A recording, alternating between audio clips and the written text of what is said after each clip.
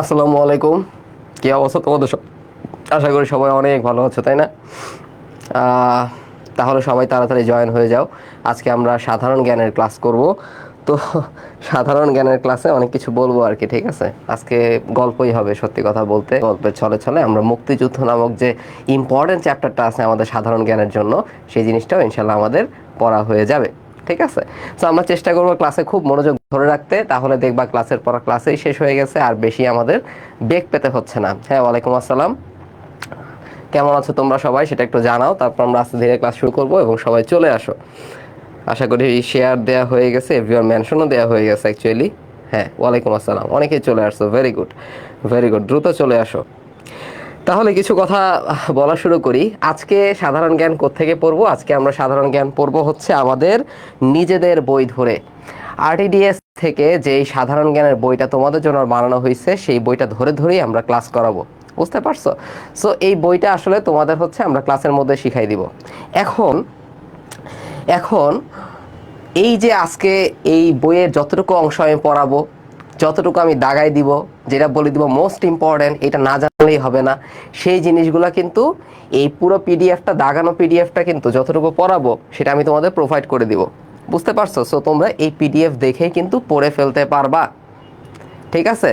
So এই পিডিএফটা দেখেই কিন্তু তোমরা পড়ে ফেলতে পারবা। আজকে যতটুকু পড়ানো হয়েছে দাগানো পিডিএফ ক্লাস শেষে তোমাদেরকে দিয়ে দেয়া হবে।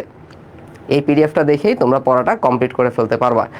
এখন হ্যাঁ, এইতে চলে আসছি, ঠিক আছে, ওকে ফাইন। এখন কিছু দুঃখের কথা বলি। দুঃখের কথা আর কি বলিব, ঠিক আছে? দুঃখের কথা আর কেমনে তোমাদের বুঝাবো, তোমরা বড়ই অবুঝ। ঠিক আছে, এটা হচ্ছে প্রথম দুঃখের কথা, তোমরা হচ্ছে বড়ই অবুঝ। দেখো, তোমরা হচ্ছে, আমরা রাত দিন চেষ্টা করে যাচ্ছি এবং হচ্ছে রাত দিন হচ্ছে একটার পিছনে খেটে যাচ্ছি যে তোমাদের কাছে বই যেন ঠিক মতো পৌঁছাতে পারি। বুঝতে পারছো? সো এদিক দিয়ে আমাদের চেষ্টার কমতি নাই। এবং আসলে আজকে একটা সঠিক বার্তা দিই, সেটা হচ্ছে কি, তোমাদের আর খুব বেশি দিন ওয়েট করতে হবে না। আজকের মধ্যেই ফুল সেট বইগুলো তোমাদের হচ্ছে বুক হয়ে যাবে এবং কালকে ইনশাল্লাহ তোমরা কনফার্মেশন মেসেজ পেয়ে যাবা যারা বইগুলো পাও নাই।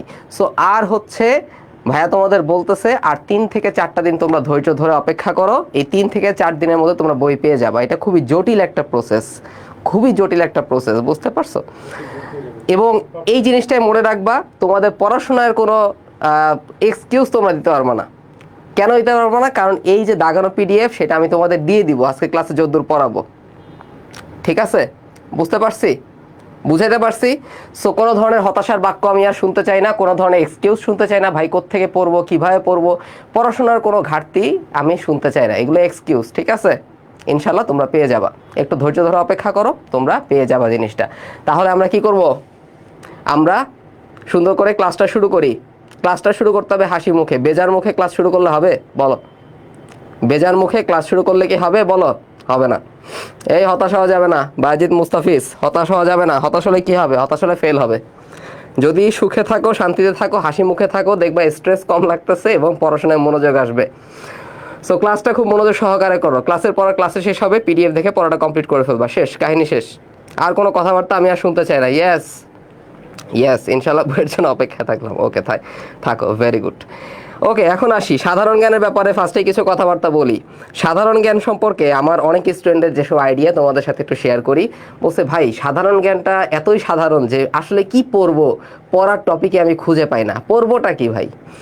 তো আমি বলছি তুমি তো আসলে খুব সুখী একটা মানুষ, মানুষজন আসলে পইরা কুল পায় না, সে আসলে কোনো কুল কিনারা পাচ্ছে না, এত পড়া কেমনে কি পড়বে? তুমি তো সুখী মানুষ, তুমি পড়ার কোনো টপিকে খুঁজে পাচ্ছ না, এটা তোমার জন্য আরো ভালো, ভেরি গুড, ঠিক আছে, প্রাউড অফ ইউ। আমি এসব বলি তোমাদের, তোমরাই এসব কমেন্ট এসে করো, তোমরাই আমাকে মেসেজে এইসব লেখো, তখন আমি এইসব উত্তরই দিই। কি বলবো আর, তোমাদের কথা শুনে আমি নিজেই কোমায় চলে যাই। ওকে, সে নাকি সাধারণ জ্ঞানের কিছুই পড়ার খুঁজে পাচ্ছে না। তো ভালো কথা। তো যারা আসলে সাধারণ জ্ঞানে কিছু পড়া খুঁজে পাচ্ছ না তাদের জন্য এই ক্লাসগুলা, ক্লাসের মধ্যে ভাইয়া পড়াই দিবে, দাগানো বইয়ের পিডিএফ দিবে, সেগুলো হচ্ছে পড়ে নিতে হবে। ঠিক আছে? এবং দেখবা এই ক্লাসের আমার মুখনিসৃত যে বাক্যগুলো থাকবে, মধুর চয়নগুলো থাকবে, সেখান থেকে পরীক্ষায় কমন আসবে ইনশাল্লাহ। মনে থাকবে? তাহলে সুন্দর করে আমরা ক্লাসটা শুরু করি, সবাই একটু মনোযোগ দিই ক্লাসের মধ্যে। মুক্তিযুদ্ধ আমাদের সিলেবাসে লেখা হচ্ছে বাংলাদেশের ইতিহাস এবং মুক্তিযুদ্ধ, এখান থেকে 10টা নাম্বার আসবে বলা হয়েছে। কিন্তু দেখা যায় কি বাংলাদেশের ইতিহাস মুক্তিযুদ্ধ বলতে আমরা কোন সালকে বুঝে থাকি? নর্মালি আমরা বাংলাদেশের অভ্যুদয়ের ইতিহাসকে বুঝে থাকি, অর্থাৎ 1947 সাল থেকে 1971 সাল, যেটার মধ্যে আমাদের ভাষা আন্দোলন আছে, যেটার মধ্যে আমাদের গণ অভ্যুত্থান আছে, 6 দফা আছে, অনেক কিছু আছে এটার মধ্যে, পাকিস্তান শাসনামল আছে। তো এই সব কিছু মিলেই হচ্ছে বাংলাদেশের ইতিহাস এবং মুক্তিযুদ্ধ। তাহলে একটু পড়লে কি ভাইয়া এনাফ? আমি বলবো এনাফ না, কারণ এর বাইরে থেকেও মাঝে মধ্যে 2 থেকে 3টা প্রশ্ন কিন্তু চলে আসে। সো আমাদের কি করতে হবে? আমাদের হচ্ছে হ্যাঁ, তাহলে আমাদের কি করতে হবে? আমাদের বাংলাদেশের যে অন্যান্য টপিকগুলো আছে, যেমন বাংলাদেশের ভৌগোলিক পরিচিতি, বাংলাদেশের কৃষি, বাংলাদেশের সম্পদ, খনিজ সম্পদ, বনজ সম্পদ, ঠিক আছে, অর্থনীতি, এই যে টপিকগুলো আছে এগুলো থেকে পড়াশোনা হবে। আমি একটা হচ্ছে লিস্ট করে দিব টপিকের, এই লিস্টগুলোর প্রত্যেকটাই হচ্ছে পড়তে হবে। এবং কথা কি জানো, তোমাদের জন্য স্বস্তির কারণ হচ্ছে প্রত্যেকটা জিনিসেরই ক্লাস হবে। সো তোমরা যে বনজ সম্পদে পড়ার কিছু পাবা না এরকমটা হবে না, ভাইয়া ক্লাসে পড়াই দিবে। আমি তো বলছি যে আমাদের দিক থেকে যতখানি করা যায়, কোনো এক্সকিউজ যাতে দিতে না পারো তোমরা, ভাই এই কারণে চান্স হয় না, এই কথা আমি আর মানবো না, ঠিক আছে, এই কথা মানবো না আমি। সো কি করব, সবই পড়াই দিব, তোমাদের গিলতে হবে। ওকে, এবার আসো মুক্তিযুদ্ধের টপিক বলতে গেলে আমরা বলতে পারি 1971 সাল। এই 1971 সালের পহেলা মার্চ থেকে 1971 সালের পহেলা মার্চ থেকে 16ই ডিসেম্বর হচ্ছে আমাদের মুক্তিযুদ্ধের ইতিহাস। এই 16ই ডিসেম্বরের পরেও আরও কিছু ইতিহাস আছে, যেমন কোন কোন দেশ আসলে বাংলাদেশকে কখন স্বীকৃতি দিয়েছে, আন্তর্জাতিক লেভেলে বাংলাদেশ কোন কোন সংস্থার স্বীকৃতি পেয়েছে, তারপরে হচ্ছে আমাদের বীরশ্রেষ্ঠদের পরিচিতি, সব কিছুই আছে এর মধ্যে। তো আজকে আমরা কতটুকু পড়বো? আজকে আমরা ইতিহাস যতটুকু আছে ততটুকু পড়বো। মুক্তিযুদ্ধ রিলেটেড সাহিত্য, মুক্তিযুদ্ধ রিলেটেড গান, কবিতা যা আছে সেগুলোও পড়াবো মুক্তিযুদ্ধ 2 ক্লাসে। মনে থাকবে জিনিসটা? ওকে, ঠিক আছে, তাহলে চলো দেরি না করে আর শুরু করে দিই। এখন 1971 সালের পহেলা মার্চে কি ঘটনা হয়েছিল একটা কথাই বলে রাখি। আমি এখন কমেন্টে দেখতে পাচ্ছি সবাই কমেন্ট করতেছে ভাইয়া কিভাবে নোট করব। খেয়াল করো, যেহেতু বই ধরে ধরে পড়াচ্ছি, দাগানো বই তোমাদের দিয়ে দিব, আজকের ক্লাসে তেমন নোট করার দরকার নাই, ঠিক আছে, আজকের ক্লাসে তেমন নোট করার দরকার নাই। একটা কথা মাথায় রাখবা, ভাইয়া ক্লাসের মধ্যে বোর্ডের মধ্যে যা লিখবে সেই জিনিসটা তুমি নোট করতে পারো, এর বাদে জাস্ট শুনতে থাকো, মনোযোগ সহকারে শুনতে থাকো, তাহলেই হবে। বুঝতে পারছি? মনোযোগ সহকারে শুনতে থাকো, তাইলে হচ্ছে কি বুঝতে পারবা। বাজিদ মুস্তাফি বলছে জিকে একটা ডেন্ডি সাবজেক্ট। আচ্ছা ফাইন, আমি দেখছি অন্যটা, যাই হোক। ওকে, তাহলে শুরু করো। তাহলে পহেলা মার্চে কি হয়েছে খেয়াল করো। পহেলা মার্চে যেটা হলো, বঙ্গবন্ধু শেখ মুজিবুর রহমানের নির্দেশে পহেলা মার্চ স্বাধীন বাংলা ছাত্র সংগ্রাম পরিষদ গঠিত হয়েছে। তো এখান থেকে আমি একটা জিনিসই মাথায় রাখতে বলি যে স্বাধীন বাংলা ছাত্র সংগ্রাম পরিষদ, এটা আসলে কি? এটা আসলে কি? এটা আসলে কিছু না। এই ছাত্র সংগ্রাম পরিষদ ছিল ছাত্রদের একটা সংস্থা, এবং এখানে 4 জন ছাত্র মেইনলি নেতার ভূমিকায় ছিল, যাদেরকে আমরা বলতাম 4 খলিফা। এদের সম্পর্কে আমাদের বিস্তারিত জানতে হবে না, যেই জিনিসগুলো ভাইয়া বলবো ওগুলো মোস্ট ইম্পর্টেন্ট, ওগুলো শিখতেই হবে। ওকে ওকে, ঠিক আছে। এবার খেয়াল করো, বাংলাদেশের মুক্তিযুদ্ধের প্রথম শহীদকে, এই জিনিসটা কিন্তু পরীক্ষায় আসতে পারে, খুবই ইম্পর্টেন্ট। প্রথম শহীদ হচ্ছে শঙ্কু সমাজদার। আমি তোমাদের একটা জিনিস নোট করে রাখতে বলবো, প্রথম মহিলা শহীদকে, প্রথম মহিলা শহীদ হচ্ছে কে? মহিলা শহীদ হচ্ছে কবি মেহেরুন্নেসা, কবি মেহেরুন্নেসা। এরপরে আরেকটা ব্যাপার, সাধারণ জ্ঞানের ব্যাপারে অনেকে বলো ভাই অনেক সাল অনেক তারিখ মুখস্থ থাকবে না, এই যে আরেকটা এক্সকিউজ দিলা। কথা কি জানো, আমার সাল তারিখ মুখস্থ করার কোনো দরকার নাই। যে কথাগুলো ভাইয়া বলবে মুখস্থ করতে, এই তারিখটা লাগবে তোমার, সেটা পড়তে হবে, এর বাদে বাকি সব বাদ। এখন তুমি যদি মনে রাখতে যাও শঙ্কু সমাজদার কবে মারা গেছে, দরকার নাই। ওকে, প্রথম শহীদ হচ্ছে শঙ্কু সমাজদার, প্রথম মহিলা শহীদকে, প্রথম মহিলা শহীদ হচ্ছে কবি মেহেরুন্নেসা। এতটুকুই আমরা মনে রাখবো। আর যেগুলো হচ্ছে আমি ধরো স্কিপ করে যাব, সেগুলো জাস্ট একবার রিডিং দিয়ে যাবা, মোস্ট ইম্পর্টেন্টগুলো ভাইয়া ক্লাসের মধ্যে শিখাই দিবে। এবার আসো 2রা মার্চ কি হলো, খুবই ইম্পর্টেন্ট একটা ডেট আমাদের জন্য। 2রা মার্চের কাহিনী পাশে লিখে রাখবা, সেটা হচ্ছে কলা ভবন। কলা ভবনটা কোথায়? ব্যানানা বিল্ডিং, ব্যানানা বিল্ডিং না, এটা হচ্ছে আর্টস বিল্ডিং, ঠিক আছে, সায়েন্স আর্টস কমার্স, আর্টস যেটা আছে, এই আর্টসের সাবজেক্টগুলো ঢাকা বিশ্ববিদ্যালয়ে এই আর্টস বিল্ডিং বা কলা ভবনে ক্লাসগুলো অনুষ্ঠিত হয়। তো এই কলা ভবন হচ্ছে ঢাকা ইউনিভার্সিটি, ডিইউ। এই 2রা মার্চের ঘটনা হয়েছে কোথায়? ডিইউর কলা ভবনে। কি হইল? এই কলা ভবনে সর্বপ্রথম বাংলাদেশের মানচিত্র খচিত পতাকা উত্তোলন করা হয়। তাহলে কবে উত্তোলন করা হয়েছে প্রথম পতাকা? 2রা মার্চ। কে উত্তোলন করলেন? আসম আব্দুর রব। এই যে 4 খলিফার কথা বলছিলাম, 4 খলিফার মধ্যে একজন খলিফা ছিলেন এই আসম আব্দুর রব। ঠিক আছে, আসম আব্দুর রব তিনি কলা ভবনে বাংলাদেশের প্রথম মানচিত্র খচিত পতাকাটা উত্তোলন করলেন। এখন খেয়াল করো, এখন বাংলাদেশের পতাকা আঁকা খুব সহজ, জাস্ট মাঝখানে একটা কি লাল একটা বৃত্ত দিলেই চলে। বাট ওই সময় তিনি যে পতাকার উত্তোলন করছিল, মাঝখানে একটা সুন্দর মানচিত্র ছিল বাংলাদেশের, এই যে এরকম একটা মানচিত্র ছিল। তুমি বিশ্বাস করো এটা বাংলাদেশের মানচিত্রই আঁকছি আমি, ঠিক আছে? তো এটা বিশ্বাস করতে হবে, ভাইয়াকে বিশ্বাস করতে হবে ক্লাসের মধ্যে। এটা বাংলাদেশের মানচিত্র, এটা ছিল বাংলাদেশের আগের পতাকা। এই মানচিত্র খচিত যে পতাকাটা ছিল সেটা নকশাকার ছিল শিব নারায়ণ দাস। আর বর্তমানে বাংলাদেশের যে পতাকা, সহজ পতাকা, এই সহজ পতাকার ডিজাইনার হচ্ছে কামরুল হাসান। ওরে বাপরে, কি সহজ পড়াশোনা, তাই না? পড়াশোনা কিন্তু খুবই সহজ। মোহাম্মদ জয়নাল, ক্লাসের দিকে মনোযোগ দাও, দাগানো বইয়ের পিডিএফ দিয়ে দেওয়া হবে এবং বইটা খুব দ্রুতই তোমরা পেয়ে যাবো, অপেক্ষা করো। আর একটু অপেক্ষা করো প্লিজ, ক্লাসের মধ্যে আমি এই সংক্রান্ত আর কোনো লেখা দেখতে চাই না। তাহলে 2রা মার্চ থেকে কি পড়বো? নাম্বার 1, এই ঘটনা সবগুলো হয়েছে কোথায়? ঢাকা বিশ্ববিদ্যালয়ের কলা ভবনে। নাম্বার 1 কি করছে? পতাকা উত্তোলন করছে কে? আসম আব্দুর রব। ঠিক আছে, ওই পতাকা ছিল মানচিত্র খচিত। সো ডিজাইনার কে ছিল? শিব নারায়ণ দাস। আর বর্তমানে যে সহজ পতাকা, সেই পতাকার ডিজাইনার হচ্ছে কামরুল হাসান। এই জন্য 2রা মার্চকে আমরা বলে থাকি পতাকা উত্তোলন দিবস। 2রা মার্চকে আমরা বলবো কি? পতাকা উত্তোলন দিবস। পতাকা উত্তোলন দিবস, মনে থাকবে? এবার চলো আমরা চলে আসি হচ্ছে 3রা মার্চের মধ্যে।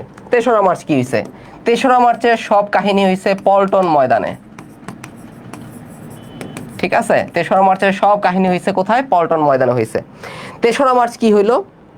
নাম্বার 1, আমরা আসম আব্দুর রব পড়ে আসলাম না 2রা মার্চে? এই 2রা মার্চের আসম আব্দুর রব একটা ঘটনা ঘটাই দিছে 3রা মার্চে। কি ঘটনা ঘটলো? তোমরা ভাবতেছো কি একটা স্ক্যান্ডাল ফাঁস হয়েছে? না, স্ক্যান্ডাল না। 3রা মার্চে কি হয়েছে? 3রা মার্চে তিনি শেখ মুজিবকে জাতির জনক উপাধি প্রদান করছে। সো এটা পরীক্ষায় আসতে পারে, এটা পরীক্ষায় আসতে পারে, ঠিক আছে? যদি এখনকার প্রেক্ষাপটে আসলে লেস ইম্পর্টেন্ট, বাট পরীক্ষার জন্য ইম্পর্টেন্ট, মনে রাখতে পারো এটা। শেখ মুজিবকে জাতির জনক উপাধি দিয়েছে আসম আব্দুর রব। কবে? 3রা মার্চ। কবে? 3রা মার্চ 1971-এ। কে দিল? আসম আব্দুর রব দিছে, মনে থাকবে, জাতির জনক। আর বঙ্গবন্ধু উপাধি কবে দিছে? 1969 সালের 23শে ফেব্রুয়ারি। এটা খুব ভালোভাবে মাথায় রাখতে হবে এই জন্য, কারণ আগরতলা ষড়যন্ত্র মামলা, এই আগরতলা ষড়যন্ত্র মামলা প্রত্যাহার করা হয় 22শে ফেব্রুয়ারি 1969 সালে। ঠিক এর পরের দিনই কিন্তু শেখ মুজিবকে বঙ্গবন্ধু উপাধি দেয় কে? তোফায়েল আহমেদ। কবে? 23শে ফেব্রুয়ারি 1969। ঠিক আছে, এই দুইটা ডেট আমাদের মুখস্থ রাখতে হবে অবশ্যই, এটা কিন্তু আমাদের মনে রাখতে হবে। ঠিক আছে, আচ্ছা ঠিক আছে, এই দুটো আমরা বললাম। এবার দেখো, এবার এই 3রা মার্চে গুরুত্বপূর্ণ একটা ঘটনা হচ্ছে, স্বাধীনতার ইশতেহার পাঠ কে করছে? এই ইশতেহার পাঠ করছে শাহজাহান সিরাজ। তো আমাদের 3টা জিনিস আছে, স্বাধীনতার ইশতেহার আছে, স্বাধীনতার ঘোষণা আছে, স্বাধীনতার ঘোষণাপত্র আছে। 3টা কিন্তু আলাদা জিনিস, এটা মাথার মধ্যে ফার্স্টে ঢুকাও। ইশতেহার একটা জিনিস, ঘোষণা একটা জিনিস, ঘোষণাপত্র একটা জিনিস। ঠিক আছে, এই 3টা জিনিস আলাদা, এটা আমাদের মাথায় রাখতে হবে। এবার খেয়াল করো, এই 3রা মার্চে স্বাধীনতার ইশতেহার পাঠ করছে কে? শাহজাহান সিরাজ। ইশতেহারের মধ্যে তালে বসো দিয়ে মাথায় রাখতে পারি আমরা, শাহজাহান সিরাজ। এখন ইশতেহার মানে কি? ইশতেহার মানে হচ্ছে আমরা জাতি হিসেবে স্বাধীনতা চাই। এই যে জাতি হিসেবে আমরা স্বাধীনতা চাই, সেটা রাখতে বলছে ভাইয়া বঙ্গবন্ধু টপিকটা কি স্কিপ করব? দেখো, আমরা নিউট্রাল, ঠিক আছে? আমরা হচ্ছে সাধারণ জনতা। আমরা জিয়াউর রহমানকে নিয়ে পড়বো, আমরা ইউনুসকে নিয়ে পড়বো, আমরা ভাসানীকে নিয়ে পড়বো, আমরা বঙ্গবন্ধুকে নিয়েও পড়বো। তো পরীক্ষায় যেখান থেকেই প্রশ্ন আসুক, আমরা যাতে মিস না হয় আমাদের, ঠিক আছে? এটা মনে রাখবা। ওকে, আমরা সাধারণ জনতা, আমরা সবাইকে নিয়ে আমাদের পড়তে হবে, সবাইকে জানতে হবে, বাঁচতে হলে জানতে হবে। এবার খেয়াল করো, এই যে স্বাধীনতার ইশতেহারের মধ্যে বলা হয়েছে আমরা কেন জাতি হিসেবে স্বাধীনতা পেতে চাই, এবং এই স্বাধীনতা পেতে হলে আমাদের রূপরেখাটা বা পরিকল্পনাটা কিরকম হওয়া উচিত, এই ব্যাপারটা আলোচনা করা হয় ইশতেহারের মধ্যে, মাথায় থাকবে। সো ইশতেহারটা হচ্ছে একটা কর্ম পরিকল্পনা, যেটা দিছেন হচ্ছে কে? শাহজাহান সিরাজ, মনে রাখতে হবে এটা। এখন এই ইশতেহারের মধ্যে 2টা জিনিস হয়েছে। নাম্বার 1, বাংলাদেশের জাতীয় সঙ্গীত কি হবে? তোমরা এখন বাংলাদেশের জাতীয় সঙ্গীত বানাই দিচ্ছ না, অন্য কিছু কি জানি, অনেকের অনেক মত আছে। যেমন সেদিন দেখলাম কি জানি, একটা কি একটা গান আছে আমার মাথায় আসতেছে না, বুঝছো, একটা রোমান্টিক একটা গান, এই রোমান্টিক গানরে সে জাতীয় সঙ্গীত বানাইতে চাইতেছে। সো অনেকের অনেক রকম ইচ্ছা আছে। তো ফাইন, যার যা ইচ্ছা আপাতত নিজেদের মধ্যে রাখো, মেডিকেলে চান্স পাই আমরা, পরেরটা পরে দেখা যাবে। তো জাতীয় সঙ্গীত হিসেবে গ্রহণ করা হয় কবে? এই স্বাধীনতার ইশতেহারে ৩রা মার্চ। মাথায় রাখলাম, ঠিক আছে, মনে থাকবে। এরপরে দেখো, জাতীয় সঙ্গীতের পরে হচ্ছে কি, সর্বাধিনায়ক ঘোষণা করা হয়েছে। মুক্তিযুদ্ধের সর্বাধিনায়ককে বঙ্গবন্ধু শেখ মুজিবুর রহমান, মাথায় রাখতে হবে।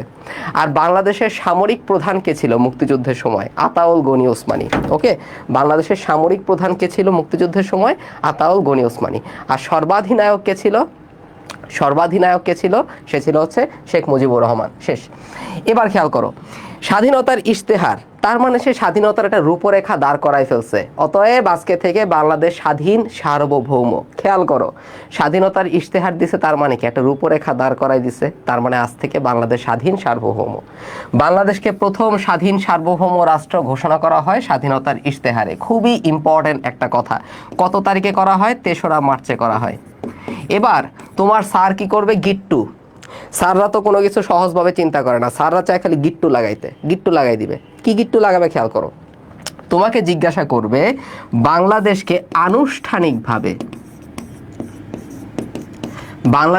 আনুষ্ঠানিকভাবে স্বাধীন সার্বভৌম রাষ্ট্র কবে ঘোষণা করা হয়? যখনই এই আনুষ্ঠানিক এই বেটাটা মাঝখানে ঢুকে যাবে, অ্যান্সার হবে 17 এপ্রিল। অ্যান্সার হবে 17 এপ্রিল 1971। মাথায় থাকবে। তাহলে স্বাধীন সার্বভৌম রাষ্ট্র ঘোষণা করা হয়েছে ৩রা মার্চ, স্বাধীনতার ইশতেহারে, পল্টন ময়দানে। ঠিক আছে। আর যদি আমি বলি কি, যদি বলি আনুষ্ঠানিকভাবে কবে, তাহলে 17 এপ্রিল। কবে? 17 এপ্রিল 1971। ঠিক আছে। আচ্ছা, কি বললাম? ওকে, এই জিনিসটা তোমরা একটু খেয়াল করো না, তোমাদের কমেন্টটা দেখে আমার মনে পড়ছে, এই জিনিসটা একটু ঠিক করে নাও তোমরা। এটা হচ্ছে জাতীয় পতাকা দিবস। জাতীয় পতাকা দিবস হচ্ছে কবে? 2রা মার্চ। আর যদি প্রশ্নে আসে পতাকা উত্তোলন দিবস কবে, তাহলে 23শে মার্চ। পতাকা উত্তোলন দিবস কবে? 23শে মার্চ। ঠিক আছে, মাথায় থাকবে। এই দুইটা জিনিস একটু ঠিক করে নাও। এটা বলতে আমার একটু ভুল হয়েছে। জাতীয় পতাকা দিবস হবে 2রা মার্চ, আর পতাকা উত্তোলন দিবস হচ্ছে 23শে মার্চ। এটার ঘটনা কি ছিল বলতেছি, ঠিক আছে। আচ্ছা, এবার খেয়াল করো, তাহলে 3রা মার্চে আমরা কি কি পাইলাম একটু রিক্যাপ করি। নাম্বার 1, 3রা মার্চের সব ঘটনা হয়েছে কোথায়? পল্টন ময়দানে। তাহলে পল্টন ময়দানে কি করছে? আসম আব্দুর রব একটা কাহিনী ঘটাই দিছে। সে বঙ্গবন্ধুকে কি করছে? জাতির জনক উপাধি দিছে। ঠিক আছে, নাম্বার 1 গেল। এরপরে নাম্বার 2, স্বাধীনতার ইশতেহার কে পাঠ করলো? ইশতেহার পাঠ করছে শাহজাহান সিরাজ। মাথা থাকবে, ইশতেহার পাঠ করছে কে? শাহজাহান সিরাজ। ইশতেহার মানে কি? একটা স্বাধীনতার রূপরেখা দেয়া, তার মানে আজ থেকে বাংলাদেশ স্বাধীন সার্বভৌম। বাংলাদেশকে প্রথম স্বাধীন সার্বভৌম রাষ্ট্র ঘোষণা করা হয় স্বাধীনতার ইশতেহারে। মাথায় রাখতে হবে জিনিসটা। ওকে, একটা গেল। 2 নাম্বার, ইশতেহারে বলা হয়েছে জাতীয় সঙ্গীত কোনটা হবে? আমার সোনার বাংলা। আর 3 নাম্বার হচ্ছে কি? বঙ্গবন্ধুকে সর্বাধিনায়ক ঘোষণা করা হয়েছে, শেখ মুজিবকে সর্বাধিনায়ক ঘোষণা করা হয়েছে। এটা হচ্ছে আমার 3রা মার্চের ঘাটনি। তো এটাও খুবই ইম্পর্টেন্ট, 3রা মার্চটাই আমাদের মোস্ট ইম্পর্টেন্ট জিনিস। এবার আসি 7ই মার্চের মধ্যে। আমরা লাভ দিচ্ছি জামতিতে আমরা ভালোবাসি, তাই না? এবার দেখো, আমাদের 7ই মার্চে কি হইলো? শেখ মুজিবুর রহমান একটা ভাষণ দিল। শেখ মুজিবুর রহমানের ওই যে ভাষণটা ছিল, সেটাকে আমরা বলছি 7ই মার্চের ভাষণ। সেটাকে আমরা কি বলছি? 7ই মার্চের ভাষণ। তোমাদের কাছে যা যা কিছু আছে সব নিয়ে প্রস্তুত থাকো। মনে রাখবা, রক্ত যখন দিয়েছি রক্ত আরও দিব, এদেশের মানুষকে মুক্ত করে ছাড়বো ইনশাআল্লাহ। ঠিক আছে, আমিও আজকে ক্লাস শেষে একটা ভাষণ দিব, সবাই মনে রাখবা জিনিসটা, এই ভাষণটা। তো 7ই মার্চের ভাষণটা কোথায় হয়েছে? রেসকোর্স ময়দানে বা সোহরাওয়ার্দী উদ্যানে। সোহরাওয়ার্দী উদ্যানেরই আগের নামটা ছিল হচ্ছে রেসকোর্স ময়দান। ওকে, তৎকালীন রেসকোর্স ময়দানে, বর্তমান হচ্ছে সোহরাওয়ার্দী উদ্যানে। তো এই যে 7ই মার্চের ভাষণ ছিল, এই 7ই মার্চের ভাষণটাকে বিশ্ব প্রামাণ্য ঐতিহ্য অথবা ডকুমেন্টারি হেরিটেজ ঘোষণা করছে ইউনেস্কো। কত তারিখে? মনে রাখতে হবে, 30 অক্টোবর 2017। আমি সংক্ষেপে মাথায় রাখতে হবে, 30/10/17। সো 30 অক্টোবর 2017 মনে রাখার চাইতে এই কোডটা মনে রাখা সহজ, 30/10/17। এই দিন কি করছে? ডকুমেন্টারি হেরিটেজ ঘোষণা করা হয়েছে। আচ্ছা, তো রাজনীতির কবি বলছে, অনেক কবি আছে, রোমান্টিক কবি আছে, কিংবা ছাকা খাওয়া কবি আছে, অনেক কবি আছে, তাই না? তো শেখ মুজিবকে বলছে রাজনীতির কবি। কে বলছে? বলছে হচ্ছে নিউজ উইক পত্রিকা।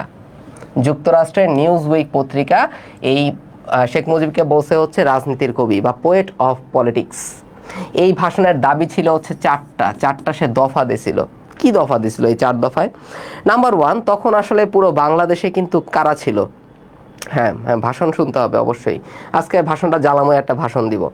তো খেয়াল করো, এই যে 4টা দফা ছিল, কি কি দফা ছিল? তখন বাংলাদেশ অথবা পূর্ব পাকিস্তানে কিন্তু সামরিক বাহিনীর অবস্থান ছিল। সো সৈন্যদের ব্যারাকে ফিরায় নিতে হবে, তারা গণহত্যা শুরু করছিল, গণহত্যা তদন্ত করতে হবে। 1970 সালের নির্বাচনে আওয়ামী লীগ জয়লাভ করছিল, তো আওয়ামী লীগের হাতে ক্ষমতা হস্তান্তর করতে হবে। এই টাইপের কয়েকটা দফা ছিল। দফাগুলোকে মনে রাখতে হবে ভাই? না, দরকার নাই। কয়টা দফা ছিল? আমাদের 4টা দফা ছিল। তাহলে 7ই মার্চে কি হলো? আমি যদি তোমাদের জিজ্ঞাসা করি, কমেন্ট সেকশনে জানাবা। 7ই মার্চের ভাষণকে ইউনেস্কো কবে স্বীকৃতি দেয়? বিশ্ব ঐতিহ্য অথবা বিশ্ব প্রামাণ্য ঐতিহ্য বলে কবে স্বীকৃতি দেয়? ইউনেস্কো কবে 7ই মার্চের ভাষণকে বিশ্ব প্রামাণ্য ঐতিহ্য বলে স্বীকৃতি দেয়? দেখি, আমাকে কমেন্ট সেকশনে জানাও। ঠিক আছে, এক্সট্রা কমেন্ট করা যাবে না। ঠিক আছে, এক্সট্রা কমেন্ট করা যাবে না। এক্সট্রা কমেন্ট করলে তোমরাও ডিস্ট্রাক্টেড হবা, আমিও ডিস্ট্রাক্টেড হব। দেখো, যদি তুমি এক্সট্রা কমেন্ট করো, কেউ একটা প্রশ্ন করছে, সেই প্রশ্নটা আমার চোখে আসলো না, এই জিনিসটা কেন হয়? কারণ কমেন্টের ঝড়ে প্রশ্নটা হারাই যায়। সো দরকারি কমেন্ট করতে হবে, এক্সট্রা কমেন্ট আমরা করব না। ক্লাসটা মনোযোগ সহকারে করি, তাহলে দেখবা ক্লাসের পর ক্লাসে শেষ। ভেরি গুড, 30, 10, 17 দেখছো? সবাই ওই কোডটা লিখছো, কারণ এই কোডটা লেখাও সহজ, মনে রাখাও সহজ। 30, 10, 17 এটা মাথায় রাখবা। এরপরে এই 7ই মার্চের ভাষণে সে দিছিল কি? একটা স্পিচ দিছিল। আজকে স্পিচ দিবে কে? সাদি ভাই স্পিচ দিবে। তো স্পিচ কি? 7ই মার্চের ভাষণের উপর নির্মিত একটা চলচ্চিত্র। এই 7ই মার্চের ভবন কোথায় অবস্থিত? রোকেয়া হল। রোকেয়া হল কোনটা?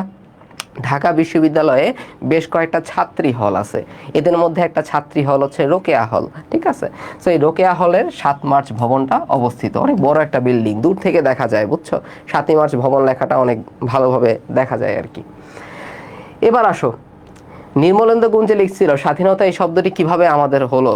এই ব্যাপারগুলো আমরা একসাথে পড়বো, যে আসলে মুক্তিযুদ্ধ ভিত্তিক সাহিত্যের মধ্যে একসাথে আমরা পড়ে ফেলবো। বেশি আমরা জগা খিচুড়ি পাকাবো না। তো 7ই মার্চের ঘটনা সবার আশা করি ক্লিয়ার। সবার একটু র্যাপিড ফায়ার একটু নিতে হবে, তাই না? তো র্যাপিড ফায়ার না দিলে তো তোমাদের আবার শান্তি লাগে না, আমারও মন ভরে না। তো আমার প্রথম কথা কি, আমি তোমাদের যদি একটু জিজ্ঞাসা করি, অনেকক্ষণ তো পড়াইলাম, আমি তোমাদের জিজ্ঞাসা করলাম এটা, যে বাংলাদেশকে স্বাধীন সার্বভৌম রাষ্ট্র হিসেবে কবে ঘোষণা করা হয়? প্রথম বাংলাদেশকে প্রথম কবে স্বাধীন সার্বভৌম রাষ্ট্র হিসেবে ঘোষণা করা হয়? একটু বলেন। ঠিক আছে, একটু বলেন। না, নারী জাগরণের অগ্রদূত রোকেয়া খালা না, নারী জাগরণের অগ্রদূত আজকে থেকে MMH লেইন। ঠিক আছে, নারী জাগরণের অগ্রদূত আজকে থেকে MMH লেইন, তোমরা মাথায় রাখবা। ওই কমেন্ট করছে, ওর ইচ্ছা আছে। যাই হোক, নারী জাগরণের অগ্রদূতকে আজকে থেকে MMH লেইন, মনে রাখবে? আচ্ছা, ঠিক আছে। Yes, very good. 3 মার্চ 1971 স্বাধীনতার ইশতেহার কে দিছিল? শাহজাহান সিরাজ দিছিল। ঠিক আছে, আমার নেক্সট প্রশ্ন হচ্ছে, আমি যদি বলি এরকম যে জাতীয় পতাকা দিবস কবে? কমেন্ট সেকশনে জানাও, জাতীয় পতাকা দিবস কবে? জাতীয় পতাকা দিবস কবে? জাতীয় পতাকা দিবস কবে? ইয়েস, আগেরটাই কমেন্টে আসতেছে। 3 মার্চ 1971। Very good. তো তোমরা অনেকে বলো কি আসলে ভাইয়া সাধারণ জ্ঞান পড়তে তো ভালো লাগে না ভাই। মানে আমি তো এক পক্ষের কথা বলছি, এক পক্ষের পড়াই খুঁজে পায় না, ওরা তো সুখী সম্প্রদায়। আরেকটা পক্ষ আছে, আরেকটা পক্ষ হচ্ছে কার? দুঃখী সম্প্রদায়, তাদের সাধারণ জ্ঞান পড়তে ভালো লাগে না। তো আজকে একটা সত্যি কথা বলি, যেটা হচ্ছে সাধারণ জ্ঞান ক্লাসের পরে দেখা যায় তোমাদের নাকি ফিজিক্স, কেমিস্ট্রি, বায়োলজি পড়তে আর ভালো লাগে না, সারাদিন নাকি সাধারণ জ্ঞানই পড়তে ভালো লাগে। এরকম একটা অবস্থা হবে, ইউফোরিয়া স্টেজে চলে যাওয়া। সব কিছু দেখলে মনে হবে সাধারণ জ্ঞান। আরে বাপরে, কত মজা সাধারণ জ্ঞান। তো এত প্রেমেও পড়া যাবে না সাধারণ জ্ঞানের। 10টা মার্কের জন্য 90টা মার্ক ছেড়ে দিব, এরকমটা করা যাবে না। সো ডিপে যাওয়া যাবে না, যতখানি আমরা পার্শিয়ালি পড়তে পারি, সুপারফিশিয়ালি পড়তে পারি, সেটাই মেনটেন করতে হবে। ঠিক আছে, এই জন্যই ক্লাসটা খুব ভালোভাবে করতে হবে। ক্লাসের মধ্যেই দেখে যাবা কোনগুলো বেশি ইম্পর্টেন্ট, কোনগুলো জাস্ট দেখে গেলেই হবে। ওকে, যাদের পড়তে ভালো লাগে না তাদের আজকে থেকে ভালো লাগবে, শিওর, গ্যারান্টি। ঠিক আছে, দেয় না 2 বছরের গ্যারান্টি, 1 বছরের গ্যারান্টি, এরকম গ্যারান্টি দিয়ে দিলাম। যাও, আচ্ছা এবার আসো, প্রথম সশস্ত্র প্রতিরোধ কবে হয়? প্রথম সশস্ত্র প্রতিরোধটা শুরু হয় 19 মার্চ 1971 সালে গাজীপুরের জয়দেবপুরে। মনে রাখতে হবে এটা, 19 মার্চ 1971 সালে গাজীপুরের জয়দেবপুরে। কারা করছিল? ইস্ট বেঙ্গল রেজিমেন্ট, অর্থাৎ বর্তমানে যারা আসলে BGB, Bangladesh border guard rifles যারা, ঠিক আছে, তারাই হচ্ছে আসলে ইস্ট বেঙ্গল রেজিমেন্ট ছিল ওই সময়, তারাই প্রথম সশস্ত্র প্রতিরোধ গড়ে তুলছিল গাজীপুরের জয়দেবপুরে। এরপরে একটা ঘটনা হয়েছে, ঘটনাটা হচ্ছে 23শে মার্চ। এই 23শে মার্চ হচ্ছে 1971 সালে 23শে মার্চ, বাট আমি একটু পিছিয়ে যাব। 1956 সালের 23শে মার্চে কি হয়েছিল? আমরা জানি যে একটা স্বাধীন রাষ্ট্র হিসেবে পাকিস্তানের অভ্যুদয় হয় 1947 সালে, কিন্তু একটা দেশের 9 বছর ধরে তারা কোনো সংবিধান রচনা করতে পারে নাই। তাদের 1947 সালে স্বাধীন হওয়ার পরে 1956 সালের 23শে মার্চ তাদের সংবিধান প্রণয়ন হয়। এই জন্য 23শে মার্চটাকে পাকিস্তান প্রজাতন্ত্র দিবস হিসেবে পালন করে থাকে। ঠিক আছে, প্রজাতন্ত্র তখনই হয় যখন তার একটা সংবিধান থাকে, তখন সে গণপ্রজাতন্ত্র হিসেবে আত্মপ্রকাশ করে। সো এই 23শে মার্চ ছিল পাকিস্তানের প্রজাতন্ত্র দিবস। সো জায়গায় জায়গায় কি হওয়ার কথা ছিল? পাকিস্তানের পতাকা ওড়ার কথা ছিল, কিন্তু বাঙালি তো ঘাট তেরা জাতি। ঠিক আছে, বাংলাদেশের মানুষের রগ একটু তেরা, বুঝছো, সোজা রগ না। তো এই ঘাট তেরা জাতি কি করলো? তারা পাকিস্তানের পতাকা না উড়াই দিল বাঙালির পতাকা, বাংলাদেশের পতাকা। ঘরে ঘরে বাংলাদেশের পতাকা উঠতেছে, তারপর শেখ মুজিবের 32 নম্বর বাসভবনে বাংলাদেশের পতাকা লাগাই দিছে। তো এই জন্য 23শে মার্চকে আমরা বলি পতাকা উত্তোলন দিবস। আর কোনোদিন গিট্টু লাগবে, যেহেতু ঘরে ঘরে পতাকাটা উত্তোলন হয়েছে, এজন্য 23শে মার্চকে আমরা বলে থাকি পতাকা উত্তোলন দিবস। বুঝতে পারছেন? আর জাতীয় পতাকা দিবস হচ্ছে 2রা মার্চ। আমরা চলে আসি 25শে মার্চ 1971, অপারেশন সার্চ লাইট। ঠিক আছে, এই দিন কি হয়েছে? বাঙালি ঘুমাইছিল, তারা ভাবতেছিল কি আর হবে। তারা হয়তো এরকম স্বপ্ন দেখতেছিল শেখ মুজিব তো একটা ভাষণ দিল, কিন্তু কোনো পদক্ষেপ এখনো নেওয়া হচ্ছে না, সবকিছু এরকম নিঝুম নিস্তব্ধ। এদিকে 19শে মার্চে আবার ইপিআরও সশস্ত্র প্রতিরোধ গড়ে তুলছে, পরে আমাদের কি হবে আসলে, এইসব হয়তো বা ভাবতেছিল বাংলাদেশ। বুঝছো, বাংলাদেশের মানুষ তখন জানতো না যে পাকিস্তানিরা আসলে কি প্ল্যান করতেছে। তো এই প্ল্যানটা তারা বাস্তবায়ন করে 25শে মার্চ 1971 মধ্যরাতে অপারেশন সার্চ লাইট তারা চালায়, যেটার মূল পরিকল্পনাকারী ছিল টিক্কা খান আর রাও ফরমান আলী। টিক্কা খান আর হচ্ছে রাও ফরমান আলী। আজকেও টিক্কা কাবাব খেয়ে আসছি, তো টিক্কা কাবাব খেতে খেতে আমি আজকেও রিভাইজ দিচ্ছি। টিক্কা খান, রাও ফরমান আলী কি করছে? মূল পরিকল্পনা করছে 25শে মার্চের মূল পরিকল্পনা। 23শে মার্চ 1956, এটা আরেকটু বলেন ভাইয়া। এইটি হচ্ছে 1956 সালের 23শে মার্চে পাকিস্তানের সংবিধান প্রণয়ন হয়। সংবিধান মানে কি? সংবিধান মানে একটা দলিল, যে দলিল অনুসারে একটা রাষ্ট্র পরিচালিত হয়। বুঝতে পারছো?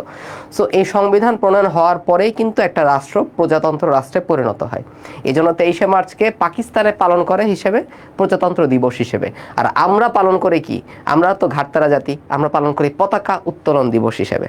বুঝতে পারছো? ঠিক আছে, তো এখন খেয়াল করো, মূল পরিকল্পনাকারী টিক্কা খান, রাও ফরমান আলী। তোমার পরীক্ষায় একটা অপশন আসলো, টিক্কা খান হচ্ছে অ্যান্সার হবে। এই টিক্কা খানের 2টা চেলা ছিল, একটা চেলার নাম হচ্ছে রাও ফরমান আলী, আর একটা চেলার নাম হচ্ছে খাদিম হোসেন রাজা। তো রাও ফরমান আলী অ্যাটাক করছে ঢাকায় পরিকল্পনা, আর খাদিম হোসেন রাজা সমগ্র পূর্ব পাকিস্তানে হামলার নেতৃত্ব দেয়, ঢাকা ছাড়া। খুবই ইম্পর্টেন্ট। তাহলে ঢাকায় কোন চেলা ছিল? ঢাকায় ছিল রাও ফরমান আলী, এই চেলা। আর বাকি এলাকায় ছিল কে? খাদিম হোসেন রাজা। ঠিক আছে, এই রাজা ছিল বাকি এলাকাগুলোতে। ওকে ফাইন, এবার আসো অপারেশন সার্চলাইটের প্রথম আক্রমণ কি? হ্যাঁ, ইস্ট পাকিস্তান রাইফেলস যেটা ছিল, এটারই পূর্ব পাকিস্তানের যে রেজিমেন্টটা ছিল ইস্ট বেঙ্গল রেজিমেন্ট। বুঝতে পারছো? ওইটারই একটা শাখা ইস্ট বেঙ্গল রেজিমেন্ট। আচ্ছা, এরপরে আসো প্রথম আক্রমণ কোথায় হয়েছে আমাদের দরকার নাই, দরকার হচ্ছে এই জিনিসটা। শেখ মুজিবকে গ্রেপ্তার করে ফেলছে, শেখ মুজিবকে প্যাকেট করে ফেলছে পাকিস্তানিরা। তো প্যাকেটকে যখন করলো, এই প্যাকেটের একটা নাম তো দিতে হবে, বিখ্যাত মানুষ, তো বিখ্যাত মানুষকে প্যাকেট করে ফেলছে, নাম দিতে হবে না? নাম হচ্ছে অপারেশন বিগ বার্ড। তো কোন অপারেশনে প্যাকেট করে ফেলা হয়? অপারেশন বিগ বার্ডে। এটা মাথায় রাখবা, এটা ইম্পর্টেন্ট জিনিস। ঠিক আছে, সো এই যে দাগাইছি লিখছি সবই দিয়ে দেওয়া হবে, টেনশনের কিছু নাই। ঠিক আছে, টেনশন নেওয়া যাবে না। যত বেশি স্ট্রেস নিবা কি হবে দেখবা হচ্ছে ঠাস করে একদিন মরে গেছো। তো টেনশন মাথায় নিয়ে ঠাস করে মরে যাওয়ার তো কোনো সার্থকতা নাই। ঠিক আছে, তোমরা অনেক বেশি টেনশন নাও, তোমরা আসলে কাজ করার চাইতে টেনশন করো বেশি, যেটার আসলে কোনো ধরনের কোনো মানে রেজাল্ট নাই আসলে। বুঝছো, শূন্য একটা রেজাল্ট। কত স্ট্রেস, আরে বাপরে বাপ। গাজী আজম স্যার নতুন বই লিখছে, কেমনে পড়বো? চুল ছিঁড়তে ইচ্ছা করতেছে। ঠিক আছে, কেমনে পড়বো? তো এত টেনশন নিয়ে কি জীবন চলে বলো? এত টেনশন নিলে হবে? এত টেনশন নিলে হবে না। ওকে, স্ট্রেস নেওয়া যাবে না, পড়তে থাকো, পরিশ্রম করতে থাকো, টেনশন করা যাবে না। একটা ব্যাপার মাথায় রাখবা, তো যেমন আমাকে দেখো, আমি টেনশন করি না, যেমন চুলগুলো কিন্তু পেকে যাচ্ছে আমার, ঠিক আছে, আমি কিন্তু বুড়ো হয়ে যাচ্ছি, কিন্তু মনটা এখনো তরুণ আছে। আমাকে দেখলে এখনো মনে হবে কি এখনো তোমরা inter first year second year বলে চালা দিতে পারবা, আমার জন্য মনে হয়, বুঝছো। তো আলহামদুলিল্লাহ সব কিছুর জন্য। তো যাই হোক, এভাবেই একদিন হচ্ছে চুল আরও কি হয়ে যাবে, চুল আরও সাদা হয়ে যাবে, আর বুড়ো হয়ে যাব, মনটা তখনও তরতাজা থাকবে, এটাই তো চাওয়া। তো এবার আসো স্বাধীনতার ঘোষণা, জয় বাংলা, ঠিক আছে, স্বাধীনতার ঘোষণা হবে এখন। এখন স্বাধীনতার ঘোষণার ক্ষেত্রে কি হবে, স্বাধীনতার ঘোষণাটা কবে দিছে, বঙ্গবন্ধু বুঝছে যে একটু পরেই সে প্যাকেট হয়ে যাবে, তো জন্য কি করলো, 25শে মার্চে সে একটু বুদ্ধি করে কি করলো, প্রথম প্রহরে, 26শে মার্চের প্রথম প্রহরে অথবা 25শে মার্চের মধ্যরাতে সে স্বাধীনতার ঘোষণা দিয়ে দিল। এখন ওই সময় তো আর হ্যালোর যুগ নাই, এখন তো মানে ঠাস করে বলতে বলতে পারো হ্যালো, জিকে পড়তে ভালো লাগতেছে না, বাইরে একটু চা খাই, একটু আড্ডা দিই, ঠিক আছে। তখন তো হ্যালোর যুগ ছিল না।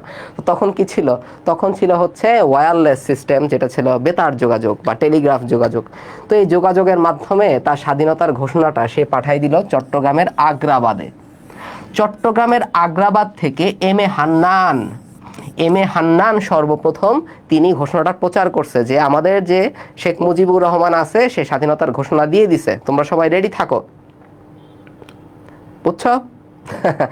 ঠিক আছে। তো চট্টগ্রামের আগ্রাবাদে কি হইলো, এম এ হান্নান প্রথম ঘোষণা দিছে কি, শেখ মুজিবুর রহমান স্বাধীনতার ঘোষণা দিয়ে দিছে, তোমরা সবাই এখন প্রস্তুত থাকো, ঠিক আছে। এটা দিছে সে পরের দিন 26শে মার্চে। আসল ঘটনা ঘটছে কোথায়, কালুর ঘাটে, ঠিক আছে, কালুর ঘাটে। তো কালুর ঘাটে কি হলো, কালুর ঘাটে জিয়াউর রহমান অনেকটা হিরোর বেশে চলে আসলো, জিয়াউর রহমান অনেকটা হিরোর বেশে চলে আসলো কালুর ঘাটে। এবং কালুর ঘাটে জিয়াউর রহমান 27শে মার্চ বঙ্গবন্ধুর অথবা শেখ মুজিবের সপক্ষে সর্বপ্রথম আনুষ্ঠানিকভাবে স্বাধীনতার ঘোষণা প্রচার করো। কি বললেন ভাই, মাথা ঘুরে গেল, টেনশন নেওয়া যাবে না, আমি আগেই বলছি, ভাইয়া বুঝাই দিব। আনুষ্ঠানিকভাবে কথাটার মানে কি, জিয়াউর রহমান যেই স্বাধীনতার ঘোষণাটা দিছে সেটাই কিন্তু আসলে বিশ্ববাসীর কাছে প্রচারিত হয়েছিল, মনে থাকবে জিনিসটা, ঠিক আছে। সিলেক্টিভ কিছু জিনিস পড়বো আমরা, ব্যক্তিদের নিয়ে, শেখ মুজিব, ইউনুস কিংবা জিয়াউর রহমান সবাইকে নিয়ে আমরা সিলেক্টিভ কিছু জিনিস পড়বো, ওকে। আচ্ছা, ওকে, তাহলে জিয়াউর রহমান কি, জিয়াউর রহমান 27শে মার্চে কি করছে, জিয়াউর রহমান হচ্ছে 27শে মার্চে এসে তিনি কালুরঘাটে কি করছেন, কালুরঘাটে বঙ্গবন্ধুর সপক্ষে স্বাধীনতার ঘোষণা দিয়ে দিয়েছেন, এটা মনে রাখবা আনুষ্ঠানিকভাবে। এটা খুবই ইম্পর্টেন্ট একটা কথা, এটাই বিশ্ববাসীর কাছে প্রচারিত হয়েছিল। আবার অনেকে কমেন্ট করতেছে ভাইয়া শেখ মুজিব নিয়ে পড়ে কি হবে, আসবে তো না। এখন বলি, আপার তো একটা ফোন আলাপ ফাঁস হয়েছে, তাই না। আপা ফোন আলাপে কি জানি বলছিল, আমি বর্ডারের কাছেই আছি, যে কোনো সময় ঢুকে পড়তে পারি। সো আপা যদি ঢুকে পড়ে কি করবা, তখন তো এগুলা থেকেই প্রশ্ন আসবে, বুঝতে পারছো কি বলছি। সো এত আন্ডারস্টিমেট করার কারণ নাই, অথবা এত সুখী হওয়ার কোনো কারণ নাই, প্রস্তুত থাকবা, ঠিক আছে। যে কোনো ধরনের যুদ্ধের জন্য আমরা প্রস্তুত থাকবো, আমরা সাধারণ জনতা সবাইকে নিয়ে পড়াশোনা করব, ওকে ফাইন। এবার আসো, চট্টগ্রামের কালুরঘাটে কি হয়েছে, আনুষ্ঠানিকভাবে ঘোষণা দিছে। এরপরে দেখো স্বাধীন বাংলা বেতার কেন্দ্র, চট্টগ্রামের কালুরঘাট পড়াইছি না, এই স্বাধীন বাংলা বেতার কেন্দ্রটা কিন্তু এই চট্টগ্রামের কালুরঘাটেই, ঠিক আছে। রেসিস্ট কালুরঘাট নাম দিছে, সাদাঘাট নাম দিতে পারতো, দেয় নাই, কালুরঘাট। তো এই কালুরঘাটটা কোথায়, এই কালুরঘাট হচ্ছে এই কালুরঘাটেই স্বাধীন বাংলা বেতার কেন্দ্রটা প্রতিষ্ঠিত হয়েছিল।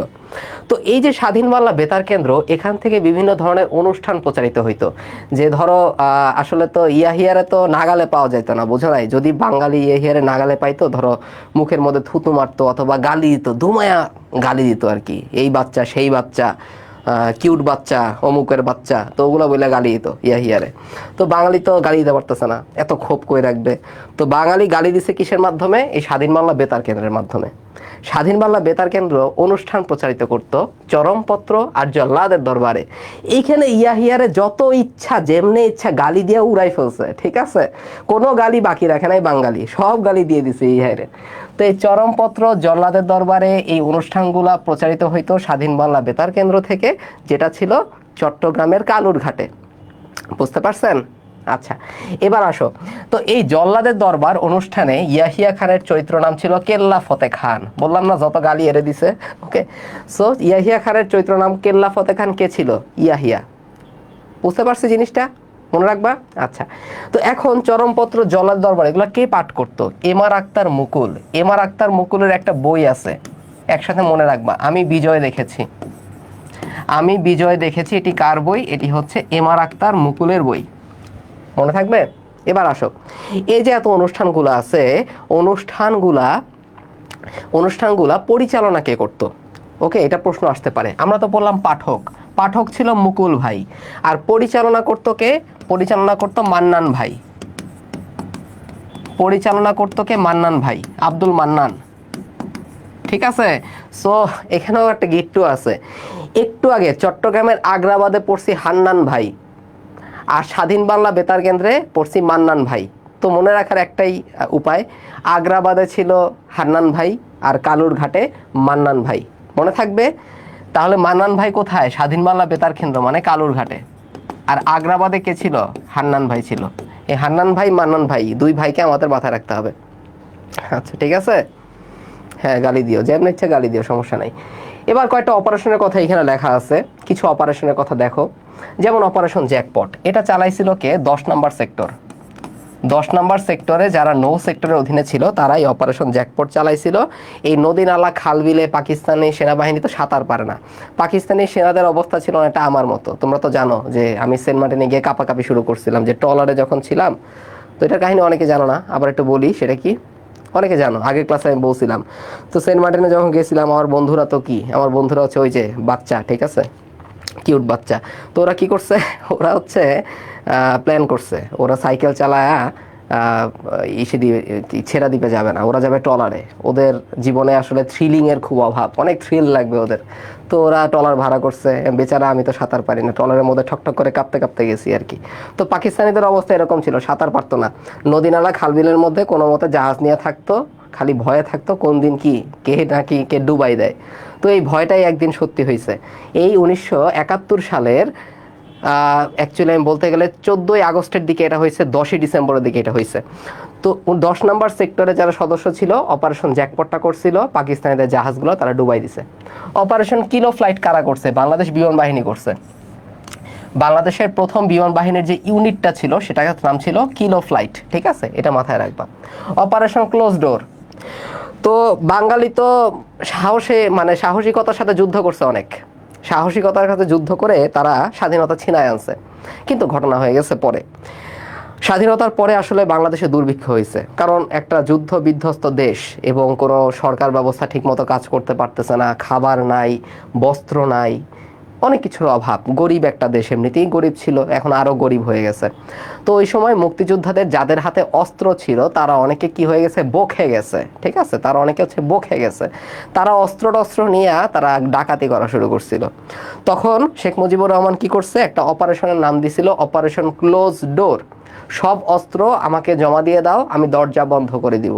তো শেখ মুজিবুর রহমান এই অপারেশনটা করছিল ক্লোজ ডোর, মুক্তিযুদ্ধের পরে অস্ত্রগুলা সংরক্ষণ করার জন্য, ঠিক আছে, সংগ্রহ করার জন্য। আচ্ছা, এরপরে হচ্ছে operation Genghis Khan. Operation Genghis Khan কি? অপারেশন চেঙ্গিস খান হচ্ছে পাকিস্তানি সেনাবাহিনী একটা কাম করছিল। কাম না তো, এটা হচ্ছে আকাম। আকামটা কি? ভালো কথা, তোরা বাঙালির সাথে যুদ্ধ করতেছ, ছোট্ট একটা দেশ, মানে একটু ধরো একটা দুইটা বোম ফালাইলেই বাঙালির অবস্থা খারাপ হয়ে যায়। তো এই শালার বেটাই বলবো, অনেকটা পাকিস্তানিদের আমি শালার বেটাই বলবো। এই শালার বেটারা কি করছে, তারা অনেকটা হচ্ছে বোকামি কইরা ভারতের উপরে একটা বোম ফালাইছে। ওকে, মানে বলে কয়ে বলছে ভারত আসো, আমাকে মারো, আমাকে মেরে যাও, এরকম বলতেছে আর কি, ডাকতেছে। তো ভারতের উপর বোম ফালাইছে পাকিস্তানিরা। 3রা ডিসেম্বর নাম দিছে অপারেশন চেঙ্গিস খান। একদম চেঙ্গিস খানের কি একদম জয়েন্ট ছুটাই দিছে ভারত, বুঝছো? চেঙ্গিস খানের জয়েন্ট একদম ছুটাই দিছে। তো ভারত যদি আসলে বাংলাদেশের সাথে যৌথ বাহিনী গঠন না করতো, সত্যি কথা বলতে ওই সময় 16ই ডিসেম্বরের মধ্যে বাঙালি স্বাধীন হইতো না। এটা সঠিক, এটা মানতে হবে, ঠিক আছে। যদিও এখন আমাদের দাদারা অনেক বেশি করতেছে, এই বাত খুলে দেয়, ওই বাত খুলে দেয়, এদিক দিয়ে ইলিশ আবার চুরি করে নিয়ে যায়, অনেক কাহিনী করতেছে যদিও। বাট কি করব, কিছু করার নাই। ওই সময় পাকিস্তানিরা শালার বাটার মতো একটা কাজ করছে, বোম ফালাই দিছে, ভারতে সে কি একদম জয়েন্ট ভেঙে দিছে একদম। ওকে, তো এর নাম ছিল অপারেশন চেঙ্গিস খান, একটু মাথায় রাখো। তো গল্প বলে বলে পড়াচ্ছি, আশা করি ভুলে যাবা না তোমরা। এবার আসো স্বাধীন বাংলা বেতার কেন্দ্রের জনপ্রিয় কিছু গান। তো আমিও গান পারি, তোমরাও গান পারো, আমরা সবাই আসলে কি বলবো, মানে সিঙ্গার, আমরা সবাই আসলে বাথরুম সিঙ্গার, ঠিক আছে। যখন ধরো একটু কষ্ট হচ্ছে, কিংবা যখন ধরো ঠিকমতো প্রাকৃতিক কার্যকলাপ সম্পাদন হচ্ছে না, তখন মনটাকে শান্ত করার জন্য সবাই গান গায়। এটা অস্বীকার করতে পারবে না কেউ, সবাই গান গাও তোমরা, আমি জানি। তো আমাদের এখানে কিছু গান আছে, গীতিকার আছে, সুরকার আছে। এখন আমার সোনার বাংলা এটা দাদুর গান, এটা আমরা জানি, কারণ ওই লৌহ কপাট কাজী নজরুলের গান, এটাও জানি। এখন তীর হারা এই ঢেউয়ের সাগর পাড়ি দিব রে, তোমার পরীক্ষায় আসলো এটা, তুমি তো পারো না, কি হবে? তোমার পরীক্ষায় কি আপেল খাবা? আপেল খায় তো লাভ নাই। তো এই যে আপেল কেন বললাম, তীর হারা এই ঢেউয়ের সাগর পাড়ি দিব রে, গীতিকার সুরকার সব হচ্ছে আপেল মাহমুদ, আপেল খাবা, ঠিক আছে। এরপরে আসো, মোরা একটি ফুলকে বাঁচাবো বলে যুদ্ধ করি। মোরা একটি ফুলকে বাঁচাবো বলে যুদ্ধ করি, তো এটা কে বলছে? এটা বলছে গোবিন্দ হালদার। আর সুরকারকে ওই যে আপেল খাইতেছিলা, আপেল মাহমুদ। মোরা একটি ফুলকে বাঁচাবো বলে যুদ্ধ করি, সেটা হচ্ছে গোবিন্দ হালদার, আপেল মাহমুদ। এক সাগর রক্তের বিনিময়ে, গোবিন্দ হালদার, আপেল মাহমুদ। তো গোবিন্দ হালদার এবং আপেল মাহমুদ দুজন ছিল একটা জুটি। আগের দিনে যেরকম রিয়াজ পূর্ণিমার যে জুটি ছিল, ওইরকম একটা জুটি হচ্ছে গোবিন্দ হালদার, আপেল মাহমুদ। তাদের প্রতি সম্মান জানাই আমি তাদের নিয়ে একটু জোকস করলাম, যাতে মনে থাকে আর কি, ঠিক আছে। সো গোবিন্দ আর আপেল কি করছে? এক সাগর রক্তের বিনিময়ে ফুলকে বাঁচাতে গেছে, ঠিক আছে, এটা মাথায় রাখবা, এটা ইম্পর্টেন্ট। ঢাকা ভার্সিটির এডমিশন টেস্টে এই প্রশ্ন নিয়ে স্যারদের যে এত প্রেম, ঠিক আছে, কি বলবো আমি আর, যে মোরা একটি ফুলকে বাঁচাবো বলে, এটার গীতিকারকে, এটা যে কতবার দিছে তারা প্রশ্নে, আমি জানি না, মানে তাদের এত প্রেম কেন এই গানটাকে নিয়ে। তো যাই হোক, এক সাগর রক্তের বিনিময়ে মোরা একটি ফুলকে বাঁচাবো, গোবিন্দ আর আপেল। এবার আসো, পূর্ব দিগন্তে সূর্য উঠেছে, তাই না? পূর্ব দিগন্তে কি হয়েছে? সূর্য উঠছে নাকি? তো এটা কে দিছে? এটা হচ্ছে গোবিন্দ হালদার আর হচ্ছে সমর দাস, ঠিক আছে। পূর্ব দিগন্তে সূর্য উঠেছে, এটা কার? এই যে সূর্য, সূর্য দিয়ে মনে রাখবা সমর দাস। যেগুলো পরীক্ষায় আসছে সেগুলোই আমি পড়াইতেছি। এবার আসছো, জয় বাংলা, বাংলার জয়। ওকে, জয় বাংলা, বাংলার জয়। তো এখানে আমি একটা উদাহরণ দিব তোমাদেরকে নিয়ে। তোমরা কি করো? তোমরা হচ্ছে এখানে কি লিখলাম, এই যে এই মানে চলতেছে, তোমরা এরকম ভাইয়া বলে একটা টান দাও অনেক সময়, ভাইয়া। তো আলিফ মানে কয় আলিফ যে টান দাও তোমরাই জানো, মানুল এটা খুব সুন্দরভাবে বলতে পারে আসলে। কয় আলিফ টান দাও তোমরাই জানো। এই যে ভাইয়া বলে টান দিছো না, আমি এখানে একটু আলিফ টান দিই, গা, গা, আ, আ, আ। তাহলে কি, গাজী মাজহারুল আনোয়ার আর আনোয়ার পারভেজ, এই দুজন কি করছে? জয় বাংলা, বাংলার জয়, ঠিক আছে। জয় বাংলা, বাংলার জয়, আলিফে টান লাগতেছে না, তার মানে গা, গাজী মাজহারুল আনোয়ার এবং হচ্ছে আমাদের আনোয়ার পারভেজ। মনে থাকবে জিনিসটা। এবার আসো, জনতা সংগ্রাম চলবেই, চলবেই চলবেই, এক দফা এক দাবি চলতে থাকবে, ঠিক আছে। তো জনতা সংগ্রাম চলবে, এটা কে করছে? সিকান্দার আর শেখ, সিকান্দার এবং শেখ। জনতা সংগ্রাম চলবে কে বলছে? সিকান্দার এবং শেখ। হ্যাঁ ঠিক আছে। আরে বাপ রে বাপ, এখন দেখি মানে কয় আলিফ না কয়শো আলিফ টান দিছো তোমরা, আল্লাহ জানে। তোমরা তো হাজার আলিফ টান দিয়ে ফেলতেছো। প্লিজ ক্লাসে মনোযোগ দিই আমরা আবার, ঠিক আছে। চলো আর টান দিও না। আমরা মুজিবনগর সরকারে চলে আসলাম। এখন আমি একটু র্যাপিড ফায়ার, মনে শান্তি লাগতেছে না, যখনই আমার মনে অশান্তি তখন আমি তোমাদের প্রশ্ন করি। নাম্বার 1 প্রশ্ন, আমি তোমাকে বললাম মোরা একটি ফুলকে বাঁচাবো বলে যুদ্ধ করি। মোরা একটি ফুলকে বাঁচাবো বলে যুদ্ধ করি, এটা গীতিকার কে ছিল বলো? ঠিক আছে, অনেক জোকস হয়েছে, জোকস অ্যাপার্ট। এখন তোমরা আমাকে বলো, এই যে মোরা একটি ফুলকে বাঁচাবো বলে যুদ্ধ করি, গীতিকার কে ছিল? গীতিকার কে ছিল? না, বঙ্গবন্ধুর বাপ না এটা, ঠিক আছে, নিয়ে আলাদা। ভাইয়া কল্যাণ মিত্রটা একটু বলেন। কল্যাণ মিত্র ছিল হচ্ছে জল্লাদের দরবারে, তারপরে আমাদের যে কি বলে, তারপর হচ্ছে চরমপত্র, এগুলোর আসলে পরিকল্পনাকারী বলতে পারো অনেকটা। আমি তো বলছি যে যেই জিনিসগুলো আমি স্কিপ করবো সেগুলো জাস্ট একটু দেখে যাবা, ওকে। এগুলো এত বেশি ইম্পর্টেন্ট না দেখে আমি ক্লাসের মধ্যে পড়াচ্ছি না। ক্লাসের মধ্যে যেটা পড়াবো মুখস্থ হয়ে যাবে তোমাদের, বাকিটা জাস্ট তোমরা একটু একবার দেখে যাবা, এগুলো এত বেশি ইম্পর্টেন্ট না।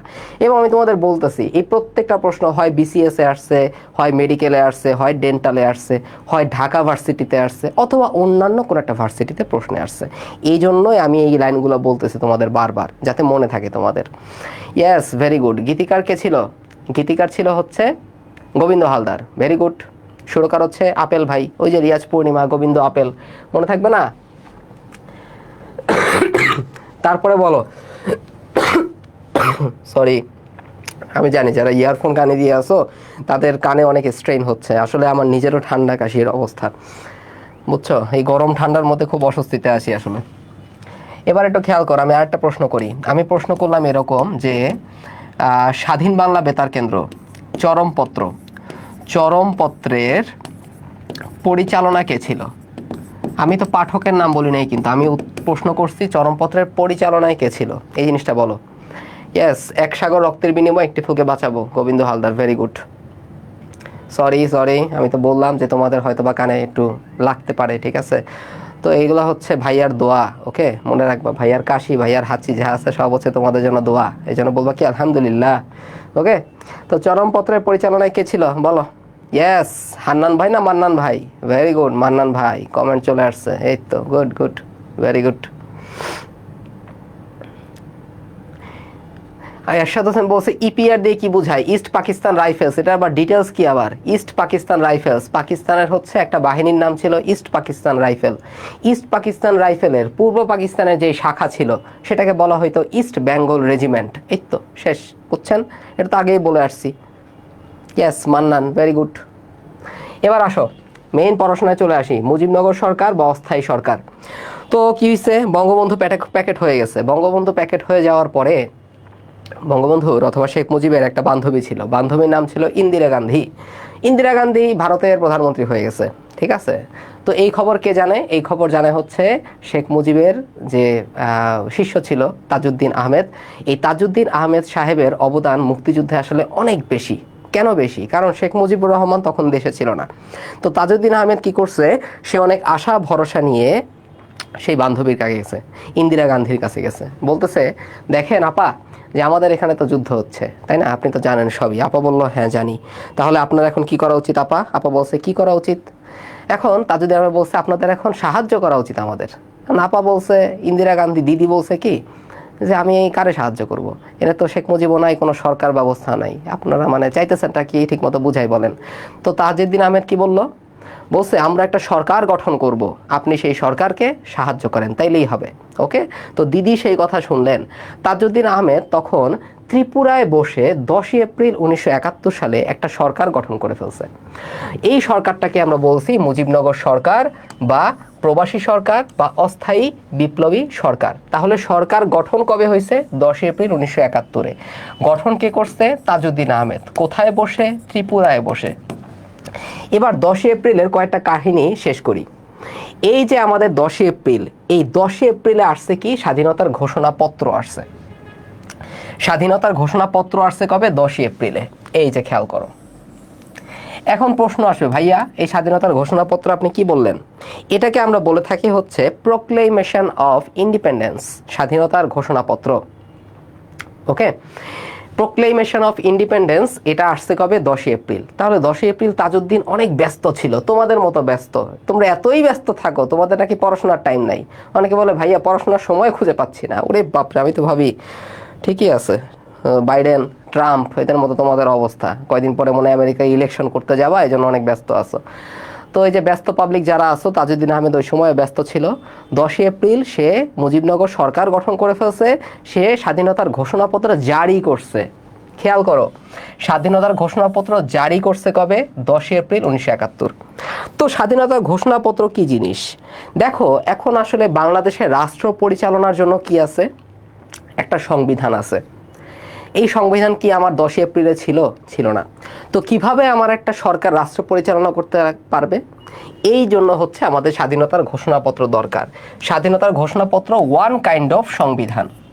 তাহলে মুক্তিযুদ্ধের আগে কোন সংবিধান অনুসারে বাংলাদেশ চালিত হয়, স্বাধীনতার ঘোষণাপত্র অনুযায়ী, এটা ছিল ওই সময়ের সংবিধান। তো এই সংবিধানটার অথবা স্বাধীনতার ঘোষণাপত্রের তৈরি করছে ব্যারিস্টার আমিরুল ইসলাম। খুবই ইম্পর্টেন্ট একটা জিনিস, ব্যারিস্টার আমিরুল ইসলাম এই স্বাধীনতার ঘোষণাপত্র হচ্ছে তৈরি করছে। এবার পরীক্ষায় আসতে পারে, স্বাধীনতার ঘোষণাপত্র পঠিত হয়েছে কবে, পরীক্ষায় আসবে কি, পরীক্ষায় আসবে পঠিত হয়েছে কবে, পঠিত হয়েছে 17 এপ্রিল। কাহিনী কি, 10 এপ্রিল তো সব ত্রিপুরায় গিয়ে পলায় আছে, ত্রিপুরায় গিয়ে সবাই বসে আছে, নাইলে তো পাকিস্তানিরা মেরে ফেলবে, তাই না। সো 17 এপ্রিল কিন্তু ওই ত্রিপুরা থেকে সরকারটা বাংলাদেশের কুষ্টিয়ায় চলে আসে, সেইখানে মুজিবনগরের বৈদ্যনাথ তলায় তারা শপথ গ্রহণ করে 17 এপ্রিলে।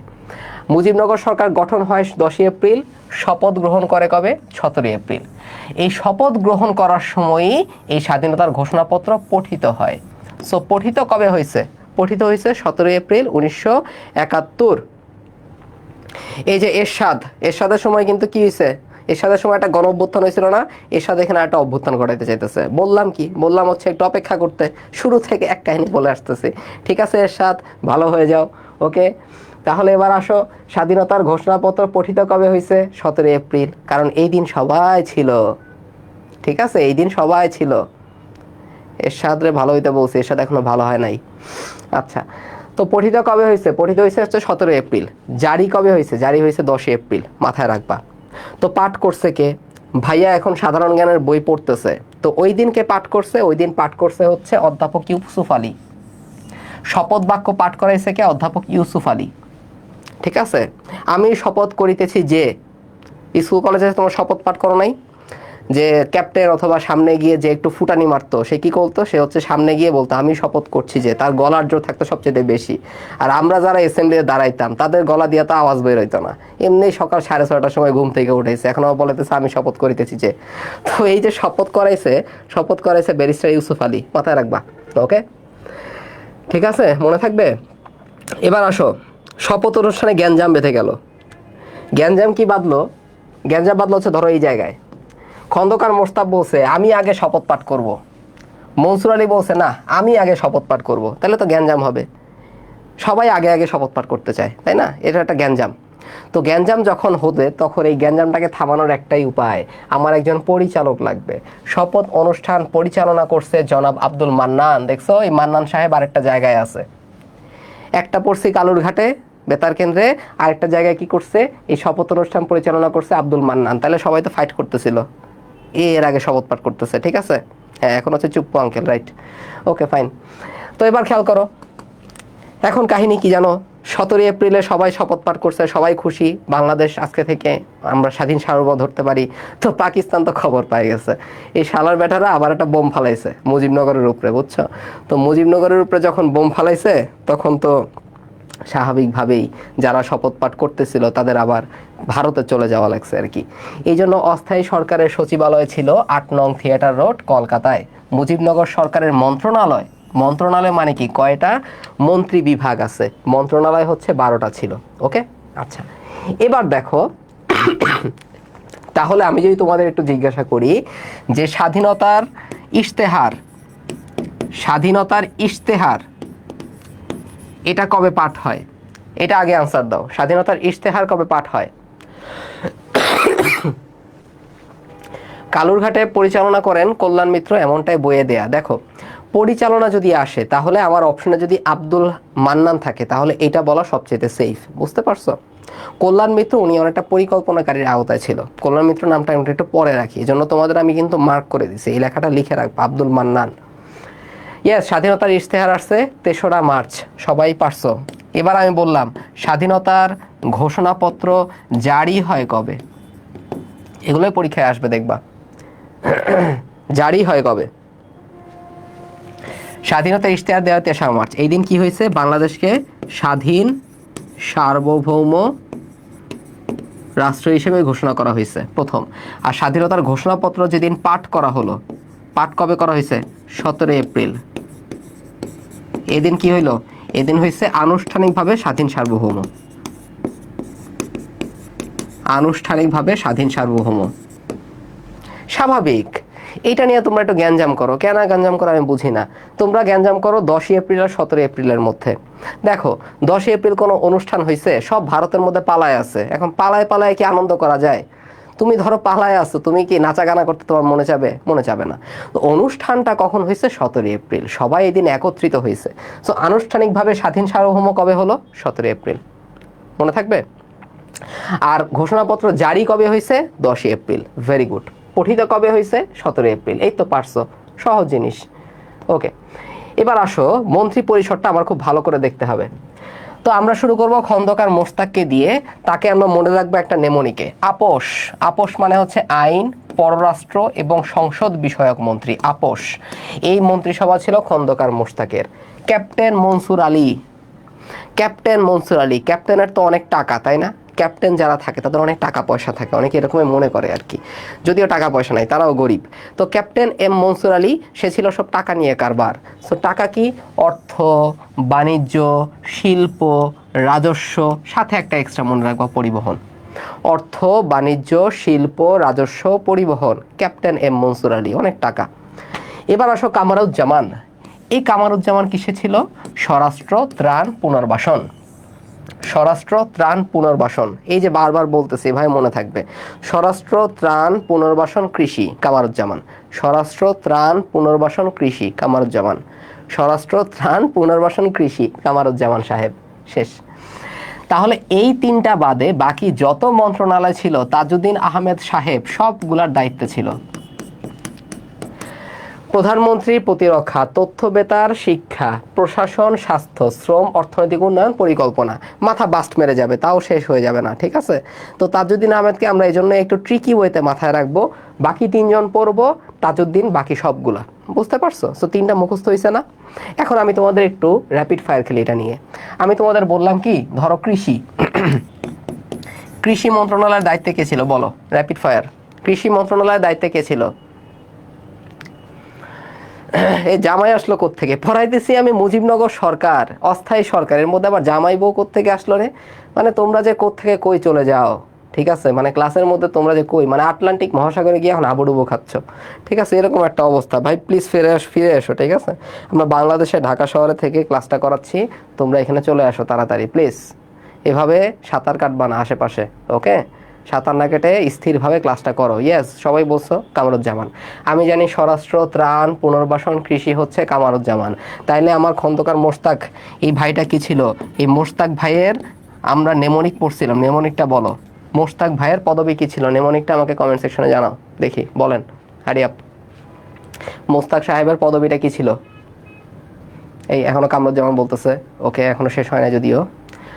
মোশতাক সাহেবের পদবিগুলা অথবা কোন মন্ত্রণালয়ের দায়িত্ব ছিল? নেমনিকটা কি ছিল বলেন ভাইয়া? স্বাধীনতার ইশতেহার এবং আচ্ছা একটু কমেন্টটা একটু হয়ে গেছে, কি কমেন্ট করছিল একটু দেখি আমি, দাঁড়াও।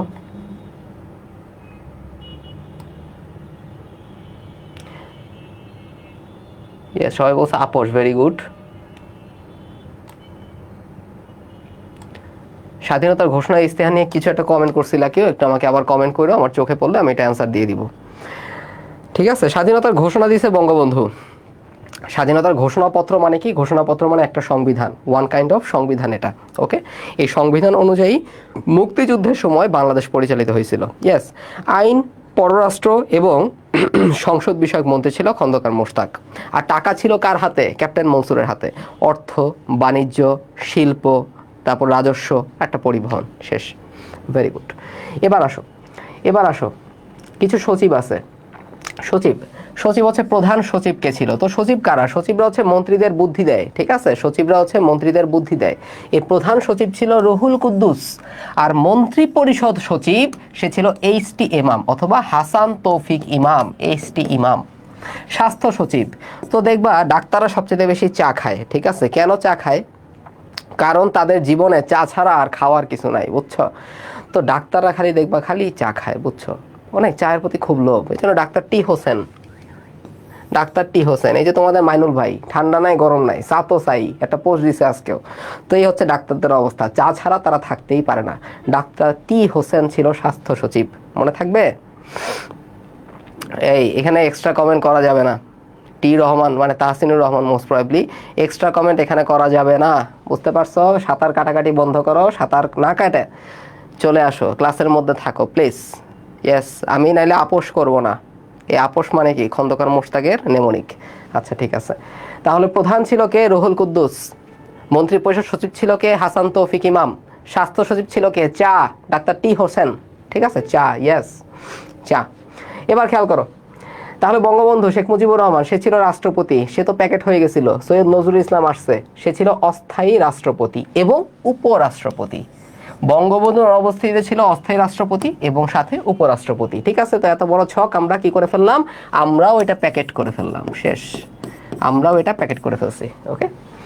এবার আসো, এবার এতজন মন্ত্রী দেখতেছো শপথ অনুষ্ঠান পরিচালনার সময় কামড়াকামড়ি শুরু হয়ে গেছে। মোস্তাক বলতেছে আমি আগে শপথ পড়ব, আর ক্যাপ্টেন কি জানি ক্যাপ্টেন মনসুর আলী বলতেছে আমি আগে শপথ পাঠ করবো। এখানেই কামড়াকামড়ি অবস্থা। তো বুঝতেছো, যদি মুরব্বী মানুষ কেউ না থাকে তাহলে তো তারা মানে দেশটাকে একদম ধ্বংস করে দিবে। জোকস, জাস্ট জোকস হিসেবে বলতেছি যাতে মনে থাকে। তো এই মুরব্বিটা ছিল কে? মুরব্বিটা ছিল ভাসানী। মুজিবনগর সরকারের সর্বদলীয় উপদেষ্টা পরিষদের সভাপতি ছিলেন মাওলানা ভাসানী। তোমাদের জন্য সুখের বিষয় কি জানো? না, সুখের না, এটা দুঃখের বিষয়। গতবার এই প্রশ্নটা চলে আসছে। তো ভাইয়া এভাবে গল্প করে করে গতবারও পড়াইছিল, যারা ক্লাস করছে পারছে, যারা পারে নাই তারা কি করছে, তারা 7 পাইছে, যারা পারছে তারা 8-9 পাইছে, তাই না? বুঝছো? সো এই 2-3 মার্কের যে ডিফারেন্স, এটাই আসলে পার্থক্য করে দেয় তোমাদের মধ্যে, বুঝতে পারছো? এই জন্যই ক্লাসের মধ্যে কি করবা, ক্লাসের মধ্যে এই যে মুরব্বি চলে আসছে, এই মুরব্বি বলে লাভ নাই, এটা আসবে না পরীক্ষায়, ঠিক আছে? এটা কি, এটা আসবে না পরীক্ষায়, দুঃখের বিষয়। এবার আসো, এই সর্বদলীয় উপদেষ্টা পরিষদের সদস্য ছিল 8 জন, ঠিক আছে? এই জিনিসটাই জাস্ট একটু মাথায় রাখি। এবার আমি একটা সরকার গঠন করছি। সবগুলা সরকারের তো একটা সরকারি পত্রিকা থাকে, একটা সরকারি টিভি চ্যানেল থাকে, যেমন আমাদের আছে বাংলাদেশ টিভি, তারপরে সংসদ টিভি, এগুলোকে নিয়ে আমরা অনেক গর্ববোধ করি, তাই না? যে সংসদ টিভিতে দেখতাম খালি একটা মিউজিক বাজতেছে, টেনে না না না না কি একটা মিউজিক বাজতেছে সবসময়, এখনো মনে হয় বাজে। যাই হোক, এগুলো হচ্ছে আমাদের সরকারি চ্যানেল, আমরা অনেক গর্বিত এগুলোকে নিয়ে। তো ওই মুজিবনগর সরকারের একটা মুখপাত্র পত্রিকা ছিল, নাম ছিল জয় বাংলা, ঠিক আছে? এবার আসবে না পরীক্ষায়, যদি আপা যদি ঢুকে পড়ে তাহলে আসতে পারে, ওকে? সো এই জন্য জেনে রাখলাম আমরা, জয় বাংলা। এবার আসো, এখন কথা হচ্ছে বাংলাদেশ কি করলো? বাংলাদেশ এখানে বসে ঢিসুম করতেছে, এখানে বসে বাংলাদেশ ঢিসুম করে, কিন্তু বাইরের কেউ জানে না, বাইরের বিশ্ব জানে না যে এখানে ঢিসুম হচ্ছে। সেম কথা, ওই সময় তো আমাদের কি ছিল না, ওই সময় হচ্ছে আমাদের কোনো হ্যালোর যুগ ছিল না, ইন্টারনেটের যুগ ছিল না, কেউ খবর দিতে পারতেছে না বাইরে যে বাংলাদেশে একটা যুদ্ধ হচ্ছে। তো এই জন্য কী করছে, বাংলাদেশের যে অস্থায়ী সরকার ছিল তারা অনেক দূত পাঠাইছে। এক দূত গেছে হচ্ছে লন্ডনে, আরেক দূত গেছে হচ্ছে ইন্ডিয়াতে, আরেক দূত গেছে ধরো হচ্ছে ইউরোপে। তারা এখানে গিয়ে বাংলাদেশের সপক্ষে জনমত গঠন করছে এবং এই জনমত নিয়ে তারা জাতিসংঘে পেশ করছে, যাতে জাতিসংঘ যুদ্ধবিরতির একটা প্রস্তাব নিয়ে আসতে পারে, বাংলাদেশকে স্বাধীন ঘোষণা করতে পারে। সো বহির্বিশ্বের বিশেষ দূত ছিল বিচারপতি আবু সাইদ চৌধুরী, এটা মাথায় রাখবা। আচ্ছা, মুজিবনগর সরকারের শপথ কে পাঠ করছে? শপথ পাঠ কে করাইছে বলো তো? শপথ পাঠ করাইছিল কে? একটু কমেন্ট সেকশনে জানাও। এই জায়গায় তোমার গেট টু লাগাও, এই জন্য বলতেছি, মুজিবনগর সরকারের শপথ পাঠ কে পড়াইছিল একটু বলো। বিচারপতি আবু সাইদ চৌধুরী। অনেকেরই আমাদের মাথায় চলে আসছে আসলে শহীদ আবু সাইদের কথা, আমরা তাকে এখানেও শ্রদ্ধা করে স্মরণ করি আসলে। এবং সত্যি কথা বলতে বাংলাদেশে এত বড় যে একটা গণ অভ্যুত্থান হলো, সেটার পিছনের অন্যতম কারিগর ছিল আমাদের শহীদ আবু সাইদ ভাই, ওকে? তাকে দেখেই মানুষেরা আসলে মেইনলি অনেক বেশি ইন্সপায়ার্ড হয়েছিল ওই টাইমটায়। যাই হোক, তার আল্লাহ তাকে জান্নাত নসিব করুক, এটাই হচ্ছে আমাদের তার জন্য দোয়া করতে পারি আমরা, এবারে তো আর কিছু করার নাই আসলে। তো বহির্বিশ্বের বিশেষ দূত হিসেবে ছিলেন বিচারপতি আবু সাইদ চৌধুরী, আর মুজিবনগর সরকারের নয়াদিল্লিতে মিশন ছিল হুমায়ুন রশিদ চৌধুরী। যেহেতু এখানে আমাদের দিদি ভাই ইন্দিরা গান্ধী ছিল, তাই না? সো তার ওইখানে ছিল নয়াদিল্লি থেকে হুমায়ুন রশিদ চৌধুরী। হুমায়ুন রশিদ চৌধুরী কি ছিল জানো? তার একটা পরিচয় আছে, জাতিসংঘের সাধারণ পরিষদে প্রথম বাংলাদেশি চেয়ারম্যান। জাতিসংঘের সাধারণ পরিষদে প্রথম বাংলাদেশি চেয়ারম্যান ছিল হুমায়ুন রশিদ চৌধুরী, ঠিক আছে? এবং তিনি নয়াদিল্লিতে মিশন প্রধান ছিল। হ্যাঁ, ঢাবির প্রাক্তন উপাচার্য ছিলেন। ভেরি গুড, ইয়েস, বুঝতে পারছি। ইয়েস, সবাই কমেন্ট করছিল ইউসুফ আলী, ভেরি গুড। শপথ পাঠ করাইছিল ইউসুফ আলী। কলকাতা মিশনের প্রধান ছিল এম হোসেন আলী, ঠিক আছে? সো এই দিনটা মাথায় রাখবা। নয়াদিল্লি থেকে হুমায়ুন রশিদ চৌধুরী। তার আরেকটা পরিচয় যেন ভাইয়া কি বলছিল, জাতিসংঘের সাধারণ পরিষদে প্রথম বাংলাদেশি চেয়ারম্যান ছিল সে, ঠিক আছে? Right, very good. এবার আসি, হোসেন আলী, সে ছিল কোথায়? কলকাতায়, ওকে? হোসেন আলী কোথায় ছিল? কলকাতায় ছিল। আচ্ছা, আর বহির্বিশ্বের বিশেষ দূত কে ছিল? বিচারপতি আবু সাইদ চৌধুরী। এবং তিনি আসলে লন্ডনেও দূত হিসেবে দায়িত্ব পালন করছেন। পরীক্ষায় এটাও আসতে পারে যে লন্ডনে বিশেষ দূত হিসেবে কে ছিলেন? বিচারপতি আবু সাইদ।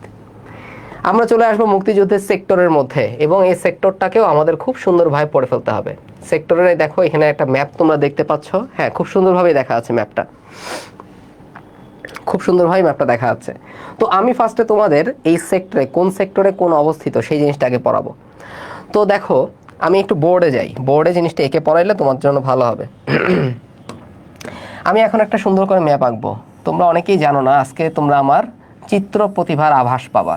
আমি যে কত সুন্দর ছবি আঁকতে পারি সেই প্রতিভাটা তোমরা আজকে দেখে যাবা। এই যে দেখছো অলরেডি তোমরা বুঝতে পারতেছো যে ভাইয়া কি one kind of Leonardo da Vinci. এই যে দেখো এটা বাংলাদেশ, ঠিক আছে? প্লিজ কেউ মক করবা না, কেউ হাসি ঠাট্টা করবা না, বিশ্বাস করো আমাকে, এটা বাংলাদেশ। এই যে বাংলাদেশের আঙ্গুল আছে এদিকে, ঠিক আছে? সো উপরের দিককে কি বলি আমরা? উপরের দিকটা হচ্ছে উত্তর দিক, মনে থাকবে?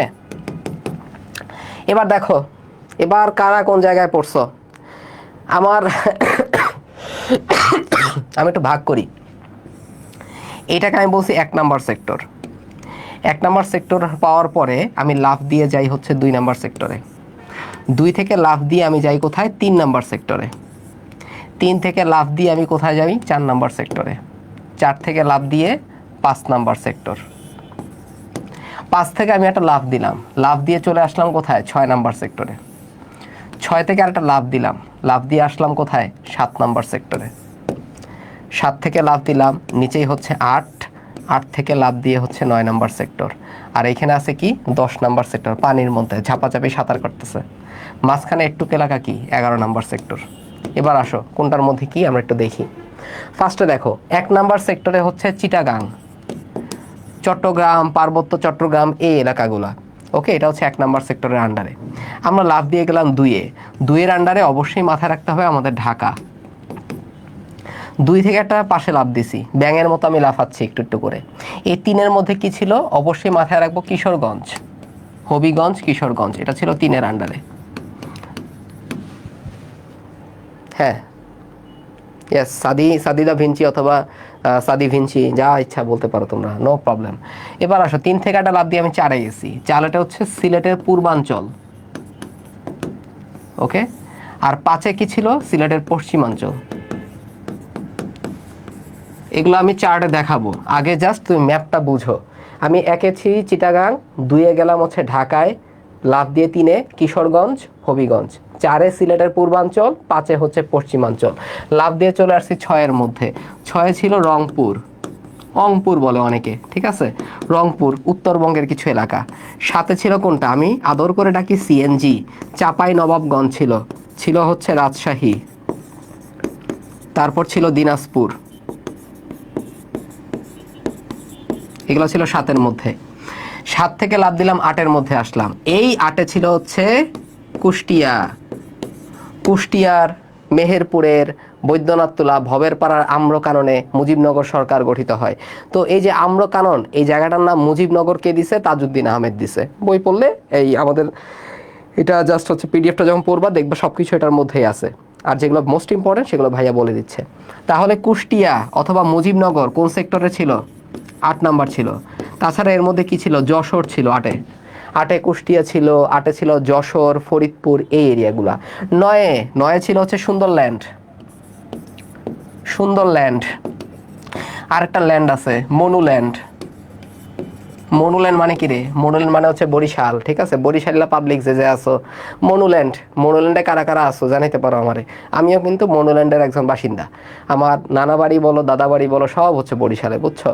বাট ঘটনাচক্রে কি হয়েছে? ঘটনাচক্রে আমার সিলেটে সব কিছু চলে আসছে। স্কুল কলেজ যা আছে সব আমার হচ্ছে সিলেটে। তো আমি একই সাথে পুরো বাংলাদেশকে সত্ত্বাধিকার, মানে পুরো বাংলাদেশ আমার দখলে আর কি, এরকম টাইপের অবস্থা। একদম এই মনুল্যান্ড থেকে একদম এইখানে চলে গেছে, শ্রীহট্টে চলে গেছি। যাই হোক, হ্যাঁ, মনু ডাইলে লবণ দিছো, এই যে ডাইলে যারা লবণ দিছো তারা একটু কমেন্ট করো মনুল্যান্ডের। ইয়েস, ভেরি গুড, অনেকেই আছে মনুল্যান্ড। তো সুন্দরল্যান্ড, মনুল্যান্ড মানে কি? সুন্দরবন, খুলনা, বরিশাল, সাতক্ষীরা, বাগেরহাট যা আছে সব 9-এ। 10 নাম্বারে পানি, সাঁতার কাটতেছে বললাম না? সো নৌ সেক্টর হচ্ছে 10 নাম্বার। আচ্ছা, আর 11-তে হচ্ছে আমার মানুষেরা গান গায়, মাইমেনসিং এবং টাঙ্গাইল, ঠিক আছে? মাইমেনসিং এবং টাঙ্গাইল এরা হচ্ছে আমার 11 নম্বর সেক্টরের আওতায়। বুঝতে পারছেন জিনিসটা? Yes, very good. হ্যাঁ, আমি সিলেটে ছিলাম, আমার স্কুল ছিল পাইলট স্কুল, কলেজ ছিল জালালাবাদ ক্যান পাবলিক উচ্চ বিদ্যালয়। মানে কলেজ লাইফটার যে দুঃখ তোমাদের আর কি বলে বুঝাবো, ঠিক আছে? জেসিপিএসসি ক্যান্টনমেন্টে পড়ার দুঃখ অনেকেই হয়তো বা শেয়ার করবো আমার সাথে। তো যাই হোক, বাট দুঃখের মধ্যে যে স্মৃতিগুলো আছে এই স্মৃতিগুলো আসলে আসলে স্কুল কলেজ লাইফ জীবনে একবারই আসে, বুঝছো? অবশ্যই এটা তো মানে মনে মনে মনে হচ্ছে অনেক বড় একটা কথা বলে ফেলছি, আসলে বড় কোনো কথা না, স্কুল কলেজ তো একবারই আসবে তাই না, তুমি তো আর পিছাইতে পারবা না টাইম। তো যাই হোক, ওই যে স্মৃতিগুলা এটা আসলে মিস করি সত্যি কথা বলতে, স্কুল কলেজের স্মৃতিগুলো আসলে মিস করার মতো স্মৃতি। এবং দেখতে দেখতে কি হলো, মেডিকেল লাইফও শেষ হয়ে গেল, মানে জীবনটা যে কোন দিক দিয়ে চলে যাচ্ছে কোনো ঠিক ঠিকানা খুঁজে পাচ্ছি না।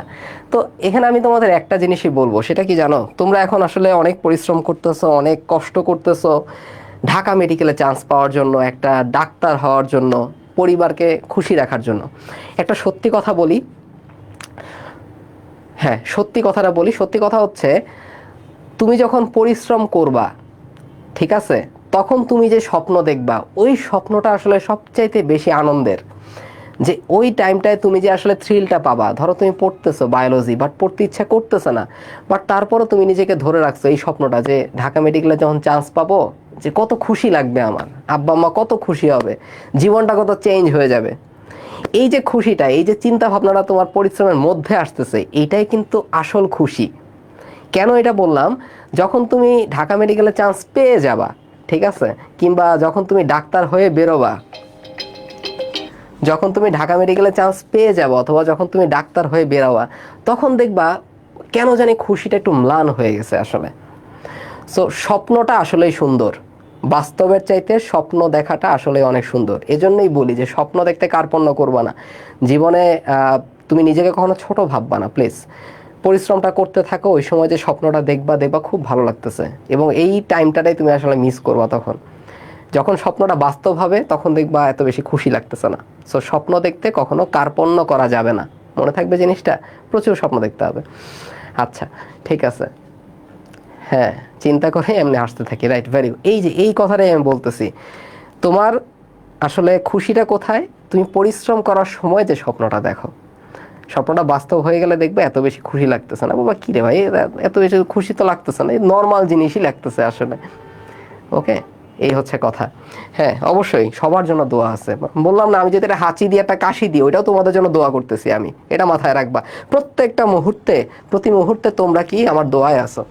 আচ্ছা ঠিক আছে, সো ফাইন। 11 নম্বর সেক্টরে ছিল ময়মনসিং এবং টাঙ্গাইল। যারা সরকারি কলেজে আছে তাদের কলেজের কোনো স্মৃতি নাই, কারণ তাদের কলেজেই যাওয়া লাগে না, এই টাইপের অবস্থা। আচ্ছা যাই হোক, জোকস অ্যাপার্ট, আমরা পড়াশোনায় ফিরি। এবার আসি কোন সেক্টরের আন্ডারে কোনটা ছিল, দেখো 1 নম্বর সেক্টর আগেই বলে ফেলছি, চট্টগ্রাম, পার্বত্য চট্টগ্রাম, কক্সবাজার, ফেনী। আচ্ছা 2 নম্বরে কোনটা, ঢাকা, নোয়াখাইল্লা, কুমিল্লা, সব লা লা উলালা, ঠিক আছে, উলালা যারা আছে নোয়াখাইল্লা, কুমিল্লা এবং হচ্ছে ঢাকা 2 নম্বরে। 3 নম্বরে হবিগঞ্জ এবং কিশোরগঞ্জ। 4 নম্বরে সিলেটের পূর্বাঞ্চল। 5 নম্বরে সিলেটের পশ্চিমাঞ্চল। 6 নম্বরে কোনটা, রংপুর, ঠাকুরগাঁও, মোস্ট ইম্পর্টেন্ট কোনটা, রংপুর, এটা আসবে পরীক্ষায়। 7 নম্বরে কোনটা, রাজশাহী, দিনাজপুর এবং সিএনজি, চাপাই নবাবগঞ্জ, ঠিক আছে, ইয়েস চাপাই নবাবগঞ্জ।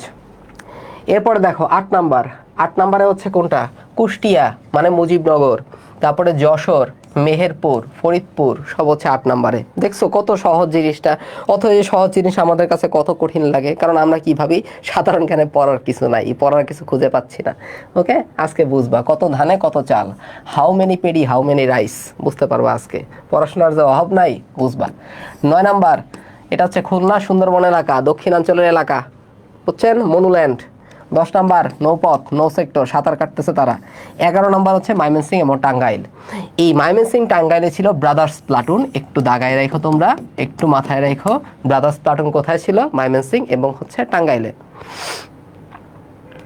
আচ্ছা হ্যাঁ, মুক্তিযুদ্ধের সময় জেলা কয়টা ছিল, 19টা জেলা। ওই 19টাকে আমরা বলতাম বৃহত্তর জেলা বলতাম ওই সময়, ঠিক আছে। পরে এরশাদ, আমাদের এরশাদ ভাই যখন আসলো, এরশাদ ভাই এসে কি করলো, অনেকগুলো জেলার সংখ্যা বাড়ালো, সে 64টা জেলা বানাইলো এবং উপজেলা বানাইলো, উপজেলা নির্বাচন চালু করলো, অনেক কিছু চালু করছে এরশাদ। তাকে নিয়ে আমরা বেশ কিছু পড়াশোনা করবো আসলে। বাংলাদেশের প্রশাসন ব্যবস্থা নিয়ে যখন আমরা পড়বো তখন তোমরা বুঝবা যে বাংলাদেশটা কিভাবে পরিচালিত হচ্ছে, জেলা লেভেলে কিভাবে, বিভাগীয় লেভেলে কিভাবে। পুরোপুরি তো পড়া সম্ভব না, হ্যাঁ পুরোপুরি তো পড়া সম্ভব হবে না, বাট আমরা এভাবে আমরা পড়বো। এবার আসো, এরকম সেক্টর কয়টা ছিল, সেক্টর পড়লাম 11টা। প্রশ্নে আসবে কি, সেক্টর বললো না, বললো সাব সেক্টর। সাব সেক্টর কয়টা ছিল, 64টা ছিল, মনে রাখবা। তাহলে সেক্টর ছিল 11টা, সাবসেক্টর ছিল হচ্ছে 64টা।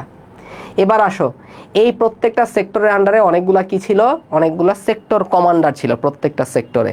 এখন এইখানে জিয়ার খাস 10-12 ওজন শূন্যতা, এটা আমার মাথায় আসে না আর কি, বুঝছো, এটা আমি পড়তে পারি না এরকম। সো আমি কিভাবে পড়তাম দেখাই। 1 নাম্বার সেক্টরে ছিল জিরো, মানে জিয়াউর রহমান এবং রফিকুল ইসলাম, জিরো। তারপর 2 নাম্বার সেক্টর, 2 নাম্বার সেক্টরে ঢাকা ছিল। তো ঢাকার মধ্যে কি হয়েছে, অনেক গ্যাঞ্জাম, ঠিক আছে, অনেক গ্যাঞ্জামের মধ্যে কি হলো, আচ্ছা অনেক গ্যাঞ্জাম, অনেক গ্যাঞ্জামের মধ্যে অন্তর সাহা ভাই কি বললো যে আমার ডাক দে, কারণ আমি তো আস্তে করে ডাক দিলাম, অন্তর সাহা, অন্তর সাহা শোনো, আচ্ছা অন্তর সাহা প্লিজ কাম, আচ্ছা আরে প্লিজ আসো। ও মানে চাইতেছে এসে মাইকটা নিতে চাচ্ছে কিন্তু আসতেছে না। অন্তর সাহা ভাই অনেক টায়ার্ড, সে হচ্ছে একটু আগে কুরিয়ারের ওইখান থেকে আসছে, ঠিক আছে। না এ বললে তো আমি তো বলছি যে মানে কত যে চেষ্টা আমরা করতেছি তোমাদের জন্য, অন্তর সাহা ভাই 2 দিন ধরে খাটতেছে, আমি তোমাদের জন্য আগে খাটছি, অন্তর সাহা ভাই এখন খাটতেছে। সো প্লিজ ক্লাসে মনোযোগী হও, এক্সকিউজ দেওয়া যাবে না ভাই, পড়ার কিছু খুঁজে পাচ্ছি না, এর চাইতে মিথ্যা কথা দুনিয়াতে আর কিচ্ছু নাই, ঠিক আছে। মেন বই তোমরা নাকি পড়ার কিছু খুঁজে পাও না, তোমরা আসলে সুখী মানুষ। তো ফাইন, ঢাকা শহরে আমি যখন কাউকে ডাকি তখন আমাকে হাক দিয়ে ডাকতে হয়, অনেক জোরে ডাকতে হয়, এজন্য আমি কি বলি, হা খা, হা এবং খা। এটিএম হায়দার, খালেদ মোশাররফ, তারা 2 নাম্বার সেক্টর, কারণ 2 নাম্বার সেক্টরে ঢাকা ছিল। 3 নাম্বারে ছিল কি, সোনু ছিল, সোনু, সোনু নিগম আছে না গান গায়, তাহলে শফিউল্লাহ, আর নুতে হচ্ছে নুরুজ্জামান, এখানে নুরুজ্জামানটা লেখা নাই, জাস্ট মাথায় রাখতে পারো। 3 নাম্বার সেক্টরে ছিল শফিউল্লাহ। 4 নাম্বার সেক্টরে কে ছিল, সিলেটের পূর্বাঞ্চল সিআর দত্ত, এটা অবশ্যই মাথায় রাখতে হবে, ইম্পর্টেন্ট। 5 নাম্বার সেক্টরে কে, শওকত আলী, এটা একটু আমরা, তোমরা ডাক্তার হবা এর দূর যদি মুখস্থ করতে না পারো তাহলে তো সমস্যা, তাই না। তো 5 নাম্বার সেক্টরে কে ছিল, মীর শওকত আলী ছিল, মনে রাখবা। তো আমাদের সময় বিখ্যাত একজন ক্রিকেটার ছিল, the man, the myth, the legend. এই the man, the myth, the লিজেন্ডটাকে আমাদের বাসার ভাই, সে খালি ছক্কা মারতে গিয়ে আউট হইতো, তার নাম হয়ে গেছিল ছক্কা বাসার। সো এই 6 নাম্বার সেক্টরে কে ছিল, ছক্কা বাসার ছিল, ছক্কা মারতো মানে এমন জোরে ব্যাটটা ঘুরে, তারপর ভাবতাম বল গিয়ে কোথায় না পড়বে, দেখি বল একদম মাথার উপরে উঠে গেছে। তো এই হচ্ছে ছক্কা বাসারের অবস্থা। তো 6 নাম্বার সেক্টরে কি ছিল, 6 নাম্বার সেক্টরে ছিল হচ্ছে বাসার, ওকে। 7 নাম্বার সেক্টরে আরেকটা নুরুজ্জামান আমরা পাইছি, জাস্ট এই নামটা মাথায় রাখলেই হবে। 8 নাম্বার সেক্টরে কি, ওর 8 মন দিয়ে আমরা মাথায় রাখতাম, ওর 8 মন, ও দিয়ে হচ্ছে ওসমান, এ হচ্ছে 8 নাম্বারে, ঠিক আছে। 8 নাম্বার সেক্টরে ছিল ওসমান চৌধুরী। 9 নাম্বার সেক্টর আমার হাতে ইম্পর্টেন্ট না, দরকার নাই। কোন সেক্টরে কোনো নিয়মিত সেক্টর কমান্ডার ছিল না, 10 নাম্বার সেক্টরে, এটা ছিল নৌ সেক্টর। আর তাহেরকে নিয়ে একটা বই আছে, নাম ছিল হচ্ছে ক্রাচের কর্নেল, তাহেরকে নিয়ে লেখা বই হচ্ছে ক্রাচের কর্নেল। তাহের কত নাম্বার সেক্টরের সেক্টর কমান্ডার ছিল, 11 নাম্বার সেক্টরের, অর্থাৎ ময়মনসিং এবং টাঙ্গাইলের। এই ময়মনসিং টাঙ্গাইলে ছিল কোনটা, আমাদের ব্রাদার্স প্লাটুন ছিল। তো আমরা একটু রিক্যাপ করি, একটু কঠিন জিনিস এটা। প্রথম হচ্ছে 1 number sector zero, Ziaur Rahman, Rafiqul Islam. 2 number sector আস্তে আস্তে রাখলে হবে না, হাক দিয়ে রাখতে হবে, হা খা, এটিএম হায়দার এবং খালেদ মোশাররফ। 3 নাম্বার সেক্টর সোনু নিগম, ঠিক আছে, সোনু নিগমকে শফিউল্লাহ। তারপর 4 নাম্বারে হচ্ছে সিআর দত্ত, 5 নাম্বার শওকত আলী, 6 নাম্বারে তো ছক্কা বাসার, তাকে তো বলা যাবে না, the man, the myth, the legend, Shawkat, এই ছক্কা বাসার। 7-এ হচ্ছে নুরুজ্জামান, ওর 8 মন। 8-এ হচ্ছে ওসমান চৌধুরী, 9 নাম্বার দরকার নাই, পড়া কমাই দিছি। 10 নাম্বারে কোনো সেক্টর কমান্ডার ছিল না। 11 নাম্বারে ছিল তাহের, এটাও প্যাকেট করে ফেলছি, সব প্যাকেট হয়ে যাচ্ছে আস্তে আস্তে, ঠিক আছে, সব প্যাকেট হয়ে যাবে, ঠিক আছে। ক্লিয়ার হইলো? তাহলে সেক্টর কমান্ডার থেকে যদি প্রশ্ন আসে আর যদি না পারো বলো, মাথায় বাড়িটা কার মারা উচিত, আমি কি আমার নিজের মাথায় বাড়ি মারবো না তোমাদের মাথায় বাড়ি মারবো, তোমরাই আমাকে বলে দাও। বিধি তুমি বলে দাও তুমি কার, একটা গান আছে না কি জানি। তো এই হচ্ছে প্রশ্ন, তোমরা যদি এভাবে পড়ানোর পরও সেক্টর থেকে প্রশ্ন না পারো কি করা উচিত আমার বলো। আসতেছি, ইয়েস, ব্রাদার্স প্লাটুন 11 নম্বর সেক্টরে, ময়মনসিং টাঙ্গাইল। আমাদের ক্র্যাক প্লাটুন হচ্ছে 2 নম্বর সেক্টরে ছিল, আসতেছে এগুলাই। আরও কিছু বাহিনী আছে, যেমন মুক্তিযুদ্ধের বাহিনীগুলো একটু খেয়াল করো।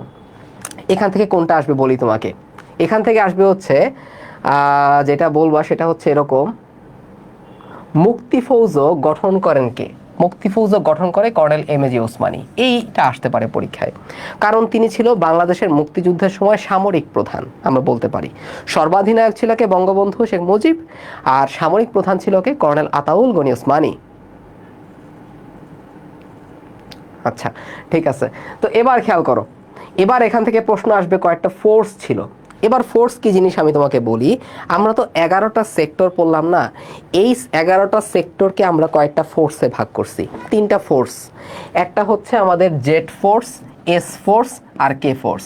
জেড ফোর্স, এস ফোর্স আর কে ফোর্স। জেড ফোর্সে ছিল কে? মেজর জিয়াউর রহমান। জিয়াউর রহমান কোন সেক্টরে ছিল? 1 নম্বর সেক্টরে ছিল। এস ফোর্স কি? এস এ মানে হচ্ছে শফিউল্লাহ। এই শফিউল্লাহ কোন নাম্বার সেক্টরে ছিল?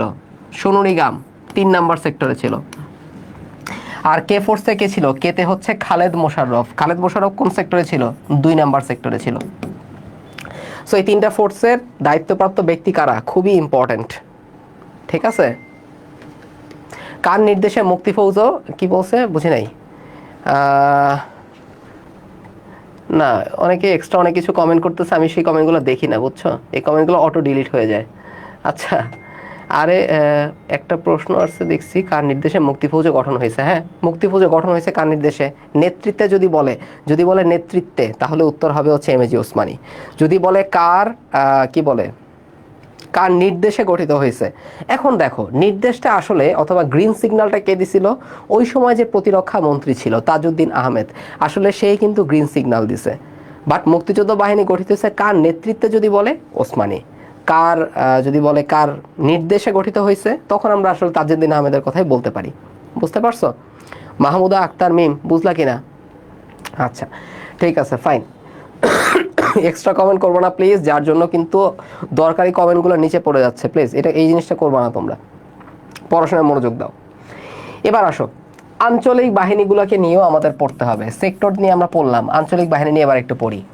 তো আমি বলছি যে এটা একটা নেমোনিক আছে, সুন্দর নেমোনিক, যেমন কাটা, কাটা আছে, বাটাও আছে। মানে জিকের মতো সহজ পড়ার কিছু নাই, বিশ্বাস করো। কাটা আর বাটা, এই কাটা আর বাটা দিয়ে ভাইয়া কি বুঝাইছে? কাতে হচ্ছে কাদেরিয়া বাহিনী, টাতে হচ্ছে টাঙ্গাইল। এই টাঙ্গাইলে একটা বাটাও আছে, বাতে হচ্ছে বাতেন বাহিনী, টাতে হচ্ছে টাঙ্গাইল। বুঝতে পারছেন জিনিসটা? এগুলাই পরীক্ষায় আসছে, এগুলাই বারবার পরীক্ষায় আসছে, তোমাদেরও পরীক্ষায় আসবে। তোমরা তো তবদা খেয়ে তখন বসে থাকবা। প্লিজ পারতে হবে ভাইয়া। যেগুলো পরীক্ষায় আসার মতো, আমি বলছি যে সেক্টর থেকে একটা জিনিসই বাদ দেওয়া যাবে, 9 নাম্বার সেক্টরের সেক্টর কমান্ডার কে, এটা বাদে বাকি সবগুলো পড়বা। তাহলে এটা ভাইয়া কেন বললাম? কারণ তুমি যখন বাকি 10টা সেক্টর পড়বা, 9 নাম্বার সেক্টর এমনিই চোখে পড়বে তোমার। তো এটা তোমাদের সান্ত্বনা দেওয়ার জন্য বলা, যে জাস্ট এই একটা সেক্টর বাদ দিতে পারো, কিন্তু আসলে এখানে কোনো কিছু বাদ দেওয়ার মতো নাই। ঠিক আছে, পুরোটাই পড়তে হবে, পুরোটাই ভাইয়া এই জন্য পড়াই দিছে। এবার আসো আফসার ব্যাটালিয়ান। এই আফসার বাহিনী হচ্ছে ময়মনসিংহে আমার মানুষেরা গান গায়, যেটা ছিল 11 নম্বর সেক্টরে। 11 নম্বর সেক্টরে আরেকটা জিনিস ছিল, brothers platoon. Brothers platoon,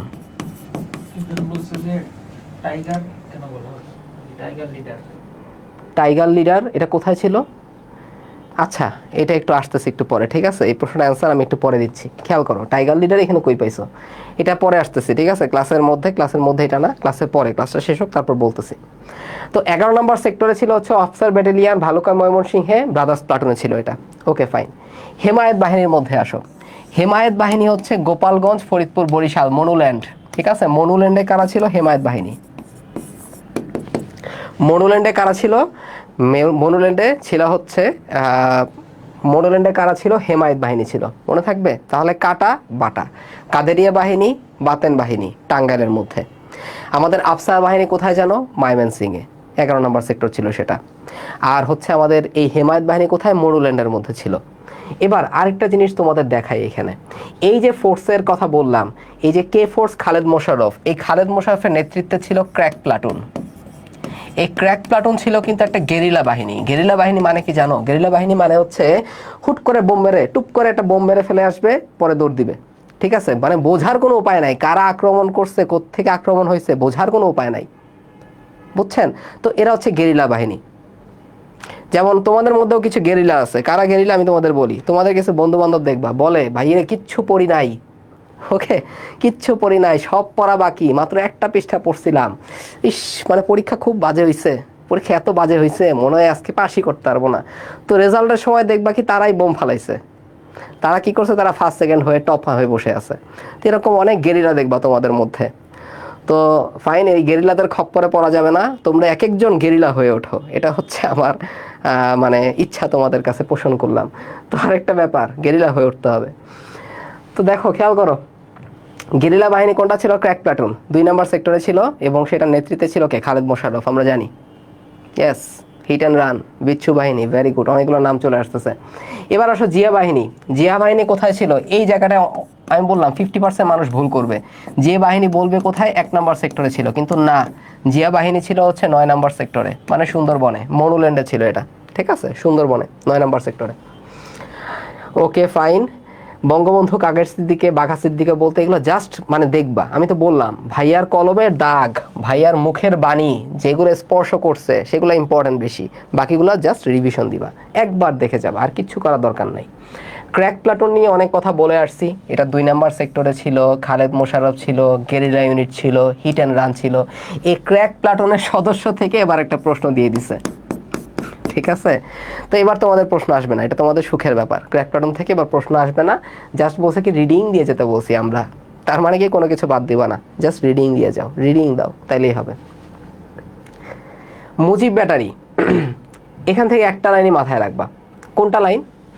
Bangladesh বাহিনীর প্রথম গোলন্দাজ ইউনিট কোনটা? মুজিব ব্যাটারি, ঠিক আছে। সো ব্যাটারিগুলো হচ্ছে কি? এক একটা বোমা, গোলা, গোলা কামানের গোলা, কি বলে না, পোলা তো নয় সেজে আগুনেরই গোলা তো, নাকি এরকম একটা গান আছে, তাই না? তো এই গোলা, এই গোলন্দাজ বাহিনীর প্রথম ইউনিটটা ছিল কোনটা? মুজিব ব্যাটারি। ব্যাটারির নাম শুনে এমনি মাথায় থাকবে। আর দেখো নেতৃত্বে কারা ছিল মনে রাখতে কি সমস্যা হবে? হবে না, পাশা, পাশা ভাই, ঠিক আছে, এই পাশা ভাইয়ের নামটা মাথায় রাখবা। এই আমাদের মুজিব ব্যাটারির প্রধান ছিল কে? পাশা ভাই। ওকে, পাশা ভাই ছিল প্রধান।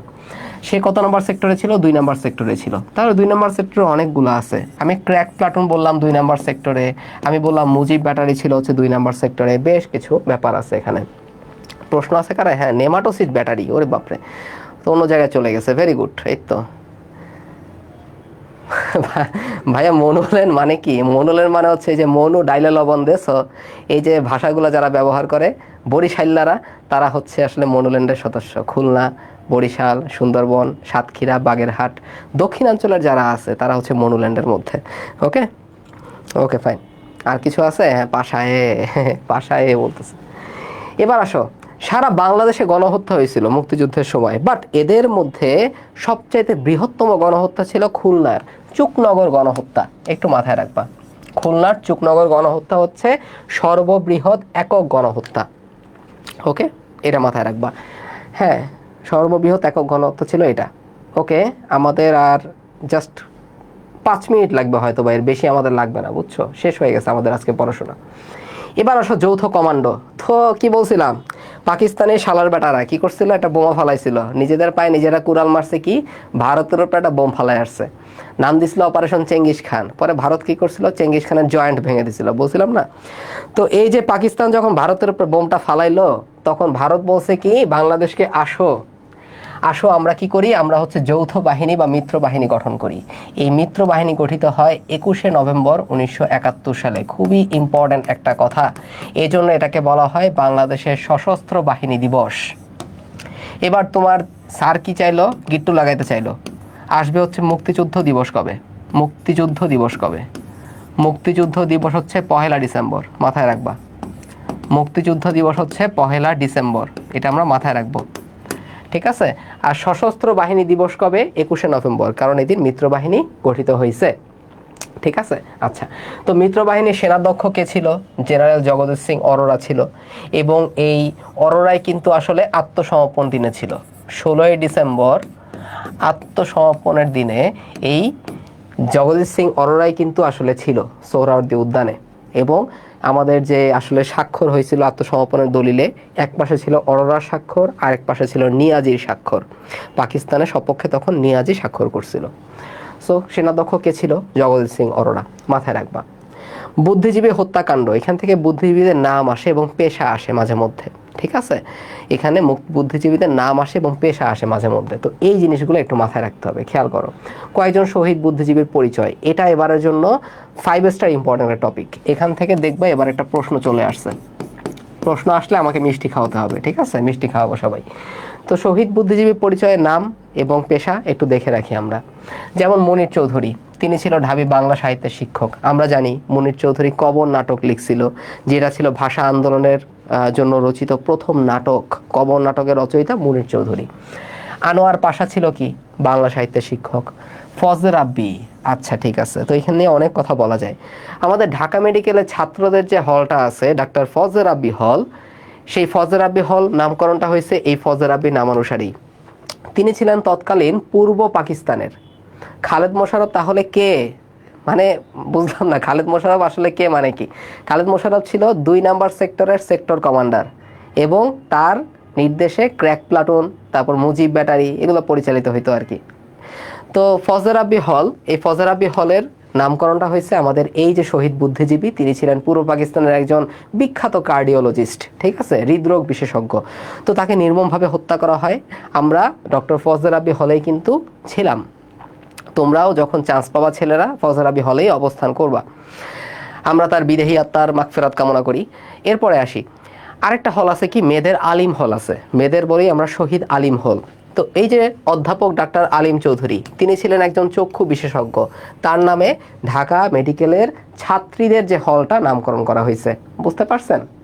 হ্যাঁ, মুজিব ব্যাটারি প্রধান কে ছিল? পাশা। কার নির্দেশে গঠিত হয়েছিল? খালেদ মোশাররফের নেতৃত্বে, মানে নির্দেশে গঠিত হয়েছিল। বুঝতে পারছো? বাট পরিচালনা কে করতো অথবা নেতৃত্বে কে ছিল তখন হবে হচ্ছে পাশা। ক্লিয়ার? আচ্ছা, এবার আসো শহীদুল্লাহ কায়সার। শহীদুল্লাহ কায়সার সাংবাদিক এবং সাহিত্যিক। সাংবাদিক এবং হচ্ছে সাহিত্যিক। ওকে, আচ্ছা। সেলিনা পারভিন, নিহত নারী সাংবাদিক সেলিনা পারভিন, এই জন্য এটা একটু ইম্পর্টেন্ট, স্টার দিয়ে রাখো। কবি মেহেরুন্নেসা, তিনি ছিলেন প্রথম শহীদ। আসলে প্রথম মহিলা শহীদ ছিল কে? কবি মেহেরুন্নেসা। আলতাফ মাহমুদ, গীতিকার এবং সুরকার। আমার ভাইয়ের রক্তে রাঙানো 21শে ফেব্রুয়ারি, এই গানটার বর্তমান সুরকারকে? এই গানটার বর্তমান সুরকার হচ্ছে আলতাফ মাহমুদ। বর্তমান সুরকার আমার ভাইয়ের রক্তে রাঙানো 21শে ফেব্রুয়ারি, এই গানটার বর্তমান সুরকারকে? আলতাফ মাহমুদ। দার্শনিক কে ছিল? জিসি দেব। দার্শনিক ছিল জিসি দেব। জ্যোতির্ময় গুহ ঠাকুরতা, ইংরেজি বিভাগের শিক্ষক। যোগেশ চন্দ্র ঘোষ, শিক্ষাবিদ, আয়ুর্বেদ। তো এই জিনিসটা জাস্ট 3বার হচ্ছে তোমার রিডিং দিবা। রিডিং দিলেই দেখবা একটা মেমোরি ক্রিয়েট হয়ে গেছে। বুঝছো? একটা মেমোরি তখনই ক্রিয়েট হয়ে যাবে এবং অপশন দেখলে তখন মনে থাকবে। জিকে জিনিসটা এরকমই, মুখস্থ করতে যাবা না, রিডিং দিবা, যতবার পারো রিভিশন দিবা, তখন দেখবা একটা ভিজুয়াল মেমোরি ক্রিয়েট হয়ে গেছে। যখনই অপশনটা তুমি দেখবা তুমি পারতেছো। ওকে, সো বুদ্ধিজীবীদেরটা 5 স্টার ইম্পর্টেন্ট টপিক। আচ্ছা, আত্মসমর্পণ। এই যে নিয়াজি সাহেব, মুখটা ইঁদুরের মতো কাচুমাচু করে বসে আছে, ঠিক আছে, একদম অবস্থা টাইট, একদম গিট্টু লেগে গেছে, শেষ। তো আমরাও এখানে শেষ করব। আসলে পাকিস্তানের আত্মসমর্পণের দিনে যৌথ বাহিনীর সপক্ষে স্বাক্ষর করে কে? জগদীশ সিং অরোরা। এই আত্মসমর্পণটা কোথায় হলো? হলো হচ্ছে রেসকোর্স ময়দানে, বা মানে তৎকালীন রেসকোর্স ময়দানে বা সোহরাওয়ার্দী উদ্যানে, রাইট? হ্যাঁ, আব্দুল লতিফ ছিল প্রথম সুরকার, বর্তমান সুরকার আলতাফ মাহমুদ। Very good. আচ্ছা, এবার আসো পাকিস্তানের পক্ষে কে? নিয়াজি স্বাক্ষর করছিল। এবার আসো, তখন আসলে বাংলাদেশের সামরিক প্রধান জানি কে ছিল? আমাদের আব্দুল গনি ওসমানী, ঠিক না? আতাউল গনি ওসমানী। আতাউল গনি ওসমানী ছিল ওই সময় সামরিক প্রধান। তো আতাউল গনি ওসমানী সাহেবের কিন্তু আত্মসমর্পণ অনুষ্ঠানে উপস্থিত থাকার কথা, কিন্তু তিনি ওই সময় অসুস্থ ছিলেন, যার জন্য বাংলাদেশের প্রতিনিধিত্ব করছে এয়ার কমোডোর একে খন্দকার। এয়ার কমোডোর একে খন্দকার, তিনি ওই সময় বাংলাদেশের সপক্ষে প্রতিনিধিত্ব করছে। হ্যাঁ, ওসমানী সাহেবের থাকার কথা ছিল, কিন্তু তিনি অসুস্থ ছিলেন বিধায় উপস্থিত ছিলেন একে খন্দকার, ঠিক আছে, আমাদের অন্তর কুমার সাহা, ঠিক আছে। একে, এটা আয় না, তোরা বলতেছো তো আসতে ওরা। আচ্ছা ঠিক আছে, আচ্ছা ঠিক আছে। এবার আসো, এখান থেকে একটা প্রশ্ন আসতে পারে। কি প্রশ্ন বলি? এই যে একে খন্দকার, এই একে খন্দকারের একটা পরিচয় আছে। মুক্তিযুদ্ধের সময় সেনাবাহিনীর ডেপুটি চিফ অফ স্টাফ ছিল A K Khandaker. Deputy chief of staff ছিল কে? একে খন্দকার। আরেকটা জিনিস লিখে রাখবা, চিফ অফ স্টাফ তাহলে কে ছিল? চিফ অফ স্টাফ কে ছিল? কর্নেল আব্দুর রব। কর্নেল আব্দুর রব ছিল চিফ অফ স্টাফ। মনে থাকবে, এই দুটো জিনিস মাথায় রাখবা। চিফ অফ স্টাফ কে ছিল? কর্নেল আব্দুর রব, ঠিক আছে। আচ্ছা, জয়চন্দ্র সরকার বলছে কমোডর কি? এয়ার কমোডর হচ্ছে বিমান বাহিনীর একটা পদের নাম, ঠিক আছে? এর দূর পর্যন্ত জানি আমরা। বিমান বাহিনীর একটা পদবি হচ্ছে এয়ার কমোডর।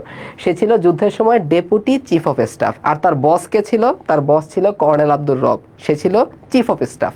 মাথায় রাখবে, এটা ইম্পর্টেন্ট। ওকে, এবার আসো, এবার আসো, একটা কাহিনী বলি। কাহিনী হচ্ছে মিত্রবাহিনীর প্রধান যেন কে ছিল? মিত্রবাহিনীর প্রধান ছিল হচ্ছে অরোরা। এই অরোরার আন্ডারে কে ছিল? পূর্বাঞ্চলীয়, মানে পূর্বাঞ্চলীয় অঞ্চল যেটা ছিল, সেই পূর্বাঞ্চলীয় অঞ্চলের একজন কমান্ডার ছিল জেনারেল জ্যাকব।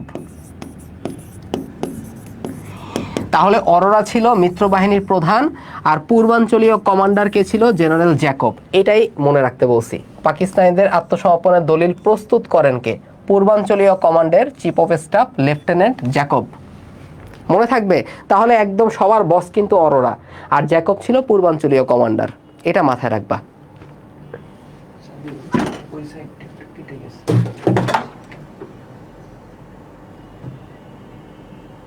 হ্যাঁ, এখন দেখাচ্ছে আশা করি সবকিছু। আর একটু ঘুরে দেয় নাকি? ওকে, হ্যাঁ দেখাচ্ছে এখন, ঠিক আছে। হ্যাঁ এখন ঠিক আছে। তাহলে আমাদের চিফ অফ স্টাফ হচ্ছে কর্নেল রব, ডেপুটি চিফ অফ স্টাফ হচ্ছে কে? আমাদের একে খন্দকার, অন্তর কুমার ভাই, ঠিক আছে। আর অরোরা ছিল মিত্রবাহিনীর প্রধান, পূর্বাঞ্চলীয় কমান্ডার ছিল জ্যাকব। শেষ কাহিনী। এবার হচ্ছে ও জিহাদ শিকদার। জিহাদ শিকদার সাঁতার কাটতেছে, ও তো ক্লাসের মধ্যে নাই, ও সাঁতার কাটতেছে এমনি এমনি, ঠিক আছে। ও আশেপাশে সাঁতার কেটে কেটে আটলান্টিক সমুদ্রে চলে গেছে। বলছে অরোরা কি মেয়ে না ভাইয়া? না, অরোরা মেয়ে না। দুঃখের সাথে জানাতে হচ্ছে তোমাকে, অত্যন্ত দুঃখিত হয়ে বলতেছি, অরোরা ছেলে, ঠিক আছে, বেটা মানুষ। তো অরোরা কিন্তু বেটা মানুষ। ওকে, হ্যাঁ। এবার আসো, এবার আসো, এবার জয় বাংলা হয়ে গেছে, বাংলাদেশ স্বাধীন হয়ে গেছে, বুঝছো? মুক্তিযুদ্ধ দিবস 1 ডিসেম্বর। বাংলাদেশের প্রথম স্বাধীন হয়েছে কোন জেলা? 8 নাম্বার সেক্টর। 8 নাম্বার সেক্টর, এই 8 নাম্বার সেক্টর প্রথম স্বাধীন হয়, মানে যশোর। যশোর জেলা প্রথম স্বাধীন হয়, বুঝতে পারছো? আর সর্বশেষ স্বাধীন হয়েছে কোনটা? এই ঢাকা শহর। রাজধানীটা সবার শেষে স্বাধীন হয়েছে, ঢাকা শহর। বুঝতে পারছেন জিনিসটা? তাহলে আজকের হচ্ছে আমাদের এই পর্যন্তই থাকুক। নেক্সট ক্লাসে আমরা মুক্তিযুদ্ধ 2-তে বাকি জিনিসগুলো শেষ করব। তখন আমরা দিদি ভাইকে নিয়ে পড়ব, তারপরে হচ্ছে আমাদের মুক্তিযুদ্ধ বিষয়ক যে সাহিত্যগুলো আছে সেগুলো নিয়ে পড়ব। ওকে, আর এটা তো আমি দাগানো পিডিএফ তোমাদের দিয়েই দিব, সো যাতে এক্সকিউজ দেওয়ার কেউ কোনো সুযোগ না পাও। এক্সকিউজগুলোর মাথায় একটু বাড়ি মারবো। এবার আমি 5টা প্রশ্ন করব, অ্যান্সার দিবা তোমরা। প্রথম প্রশ্ন, বুদ্ধিজীবী আমি বলছি না, 5 স্টার ইম্পর্টেন্ট টপিক আসতে পারে। এবার তোমরা আমাকে বলো, জিসি দেব কি ছিল? জিসি দেব কে ছিল বলো? জিসি দেব কে ছিল? ওয়াও, মোহাম্মদ জয়নাল, ও তো ফিজিক্সটা। ভাই মুজিব ব্যাটারির বিভব কত ছিল? অসীম, আনলিমিটেড। তাদের ব্যাটারি মানে তাদের কলিজা কত বড় ছিল চিন্তা করো, ঠিক আছে। এরা ছিল কি গেরিলা বাহিনী, ধুম করে কি বোম মেরে ফিরে আসতো আবার। প্রথম গোলন্দাজ ইউনিট, তাদের বিভব অসীম, আনলিমিটেড। ওকে, ইয়েস, ভেরি গুড। সবাই কমেন্ট করছো দার্শনিক। এই তো এটাই আসবে পরীক্ষায়, যাও বলে দিলাম। আর পরীক্ষায় যদি আসে মিষ্টি খাওয়াবা। 2 নাম্বার প্রশ্ন, 2 নাম্বার প্রশ্ন আমি বললাম হচ্ছে এরকম, একটু শুরুর দিক থেকে প্রশ্ন করি। আমি যদি তোমাদের জিজ্ঞাসা করি যে কি বলে মুজিব অস্থায়ী সরকার যে শপথ গ্রহণ করছে, অস্থায়ী সরকারের মুখ্য সচিব কে ছিল বলো? অস্থায়ী সরকারের মুখ্য সচিব কে ছিল? এটা আমাকে কমেন্ট সেকশনে জানাও দেখি। ইয়েস, দার্শনিক। অস্থায়ী সরকারের মুখ্য সচিব কে ছিল? হ্যাঁ, এই তো আনলিমিটেড, বুঝছো তো তোমরা জিনিসটা। এই দিছো দিছো, বাড়ি মেরে দিছো, একদম মাথায়, একদম বাড়ি মেরে মাথা 2 ভাগ করে দিছো। ইয়েস, অনেকে বলতেছে রুহুল কুদ্দুস, ভেরি গুড। আরেকজন বলতেছে ওরে বাপরে সাদিয়া জান্নাত। তোমরা তো দার্শনিক হয়ে গেল রে পাগলারা। হ্যাঁ, তাজউদ্দিন আহমেদ কে ছিল? মুজিবনগর সরকারের প্রধানমন্ত্রী ছিল, তাই না? আর ভাসানী ছিল কি? ভাসানী তো আসবে না রে ভাই, ভাসানী কেন মনে রাখছো? এই যে যেই জিনিসটা আমাদের আসলে মনে রাখা উচিত, এটা আমরা মনে রাখবো না। আজাইরা যত জিনিসপত্র আছে আমরা মনে রাখি। আমি বলছি ভাসানী পরীক্ষা চলে আসছে গতবার, এবার আসবে না, এটা তোমাদের মাথায় আছে। দেখছো অবস্থা কি? ভাসানী কে ছিল? ভাসানী ছিল উপদেষ্টা পরিষদের প্রধান, আর মুখ্য সচিব ছিল কে? রুহুল কুদ্দুস। ঠিক আছে, ভেরি গুড। সামিউল হোসেন বলছে পিও। কে পিও? রুহুল কুদ্দুস পিও। আচ্ছা, এবার 3 নম্বর প্রশ্ন। আমার প্রশ্ন হচ্ছে এরকম, আফসার বাহিনী কত নম্বর সেক্টরে ছিল? আফসার বাহিনী কত নাম্বার সেক্টরে ছিল বলেন? আফসার বাহিনী কত নাম্বার সেক্টরে ছিল বলেন? হ্যাঁ কুদ্দুস ভাই, ইয়েস কুদ্দুস ভাই, ভেরি গুড। এই তো আফসার বাহিনী কত নম্বর সেক্টরে ছিল বলেন দেখি। ও ওয়াও, 11 নম্বর সেক্টরে, খুব খুশি। বরিশাল আবার মাঝখান দিয়ে করতে এলো।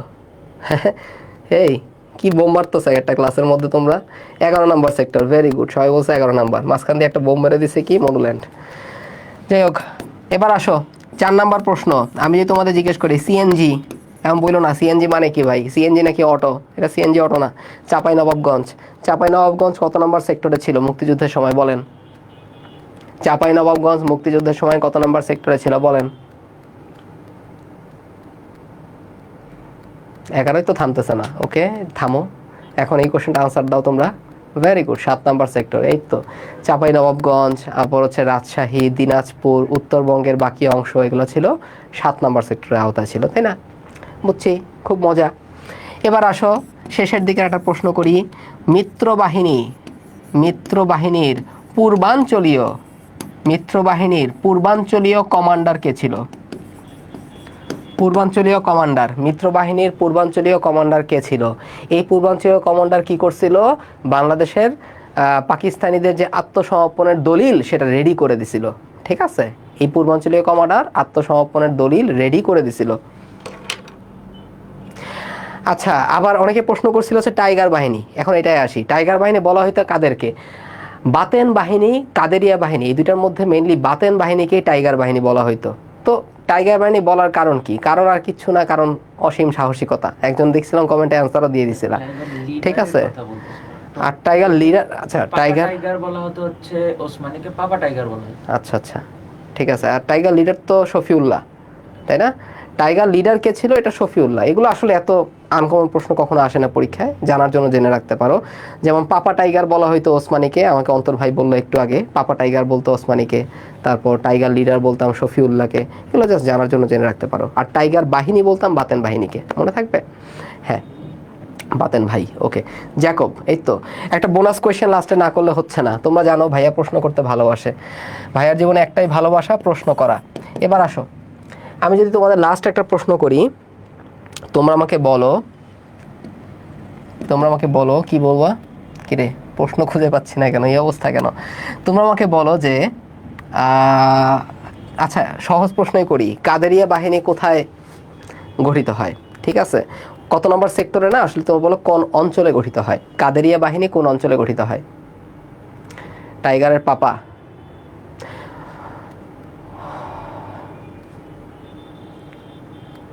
এই হ্যাঁ টাঙ্গাইল, ভেরি গুড। একজন মাঝখান দিয়ে মাইমেসিং কমেন্ট করে বোম ফালাই দিছে একটা, অবশ্য এই বোম আমি নিলাম না।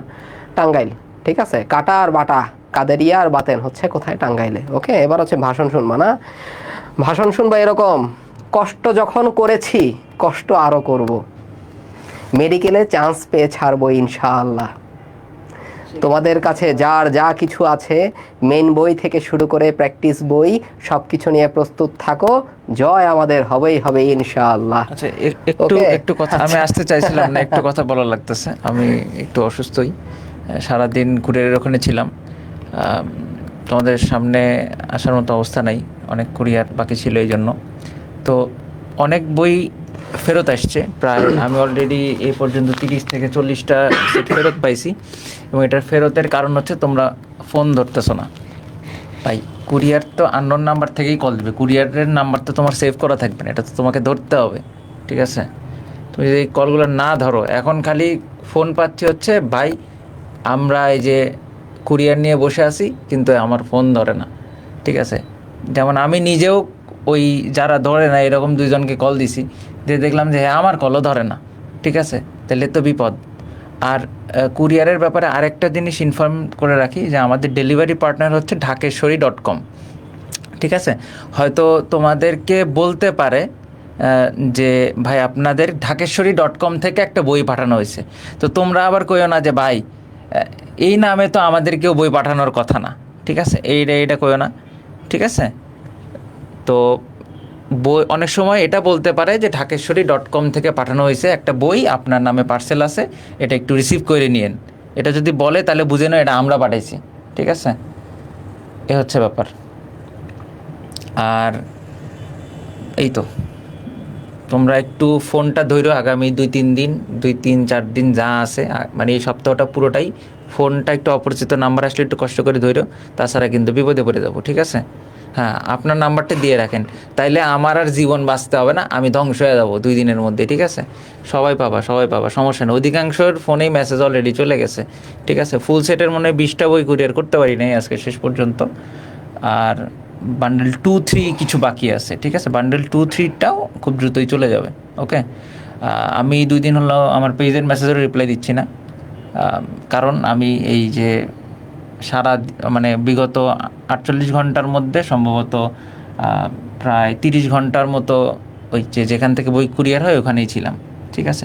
একজনের বইতে সাইন করে দিছি আমার, তো যার বই সাইন করছে সে জানায়, শুধু একজন। মানে কি রে, ভাগ্যবান না ভাগ্যবতী কে সে? এটা কি ওরা জানবে নাকি? আচ্ছা ঠিক আছে, তো একটাই কথা লাস্টে, সবাই ধৈর্য সহকারে অপেক্ষা করো। 2 নাম্বার কথা কি?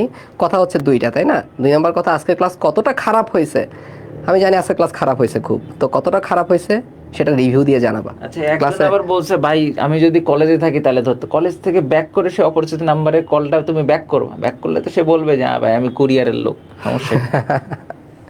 ঠিক আছে, তাহলে কতটা খারাপ হয়েছে আজকের ক্লাস অবশ্যই রিভিউ দিয়ে জানাবা। সবার জন্য দোয়া, এবং আমাদের জন্য তোমরা সবাই দোয়া করবা। সবাই ভালো থাকো, সুস্থ থাকো। আল্লাহ আল্লাহ হাফেজ, আসসালামু আলাইকুম। অফ কর, অফ কর, আমি আর দেখতে পারবো না ওদের কমেন্ট। এতক্ষণে লেগছে মুজিব ব্যাটারি মানে কি? তাহলে কি ক্লাস করলো? সমস্যা নাই, রিওয়াইন্ড করে তোমরা দেখে নিতে পারবা, নো প্রবলেম।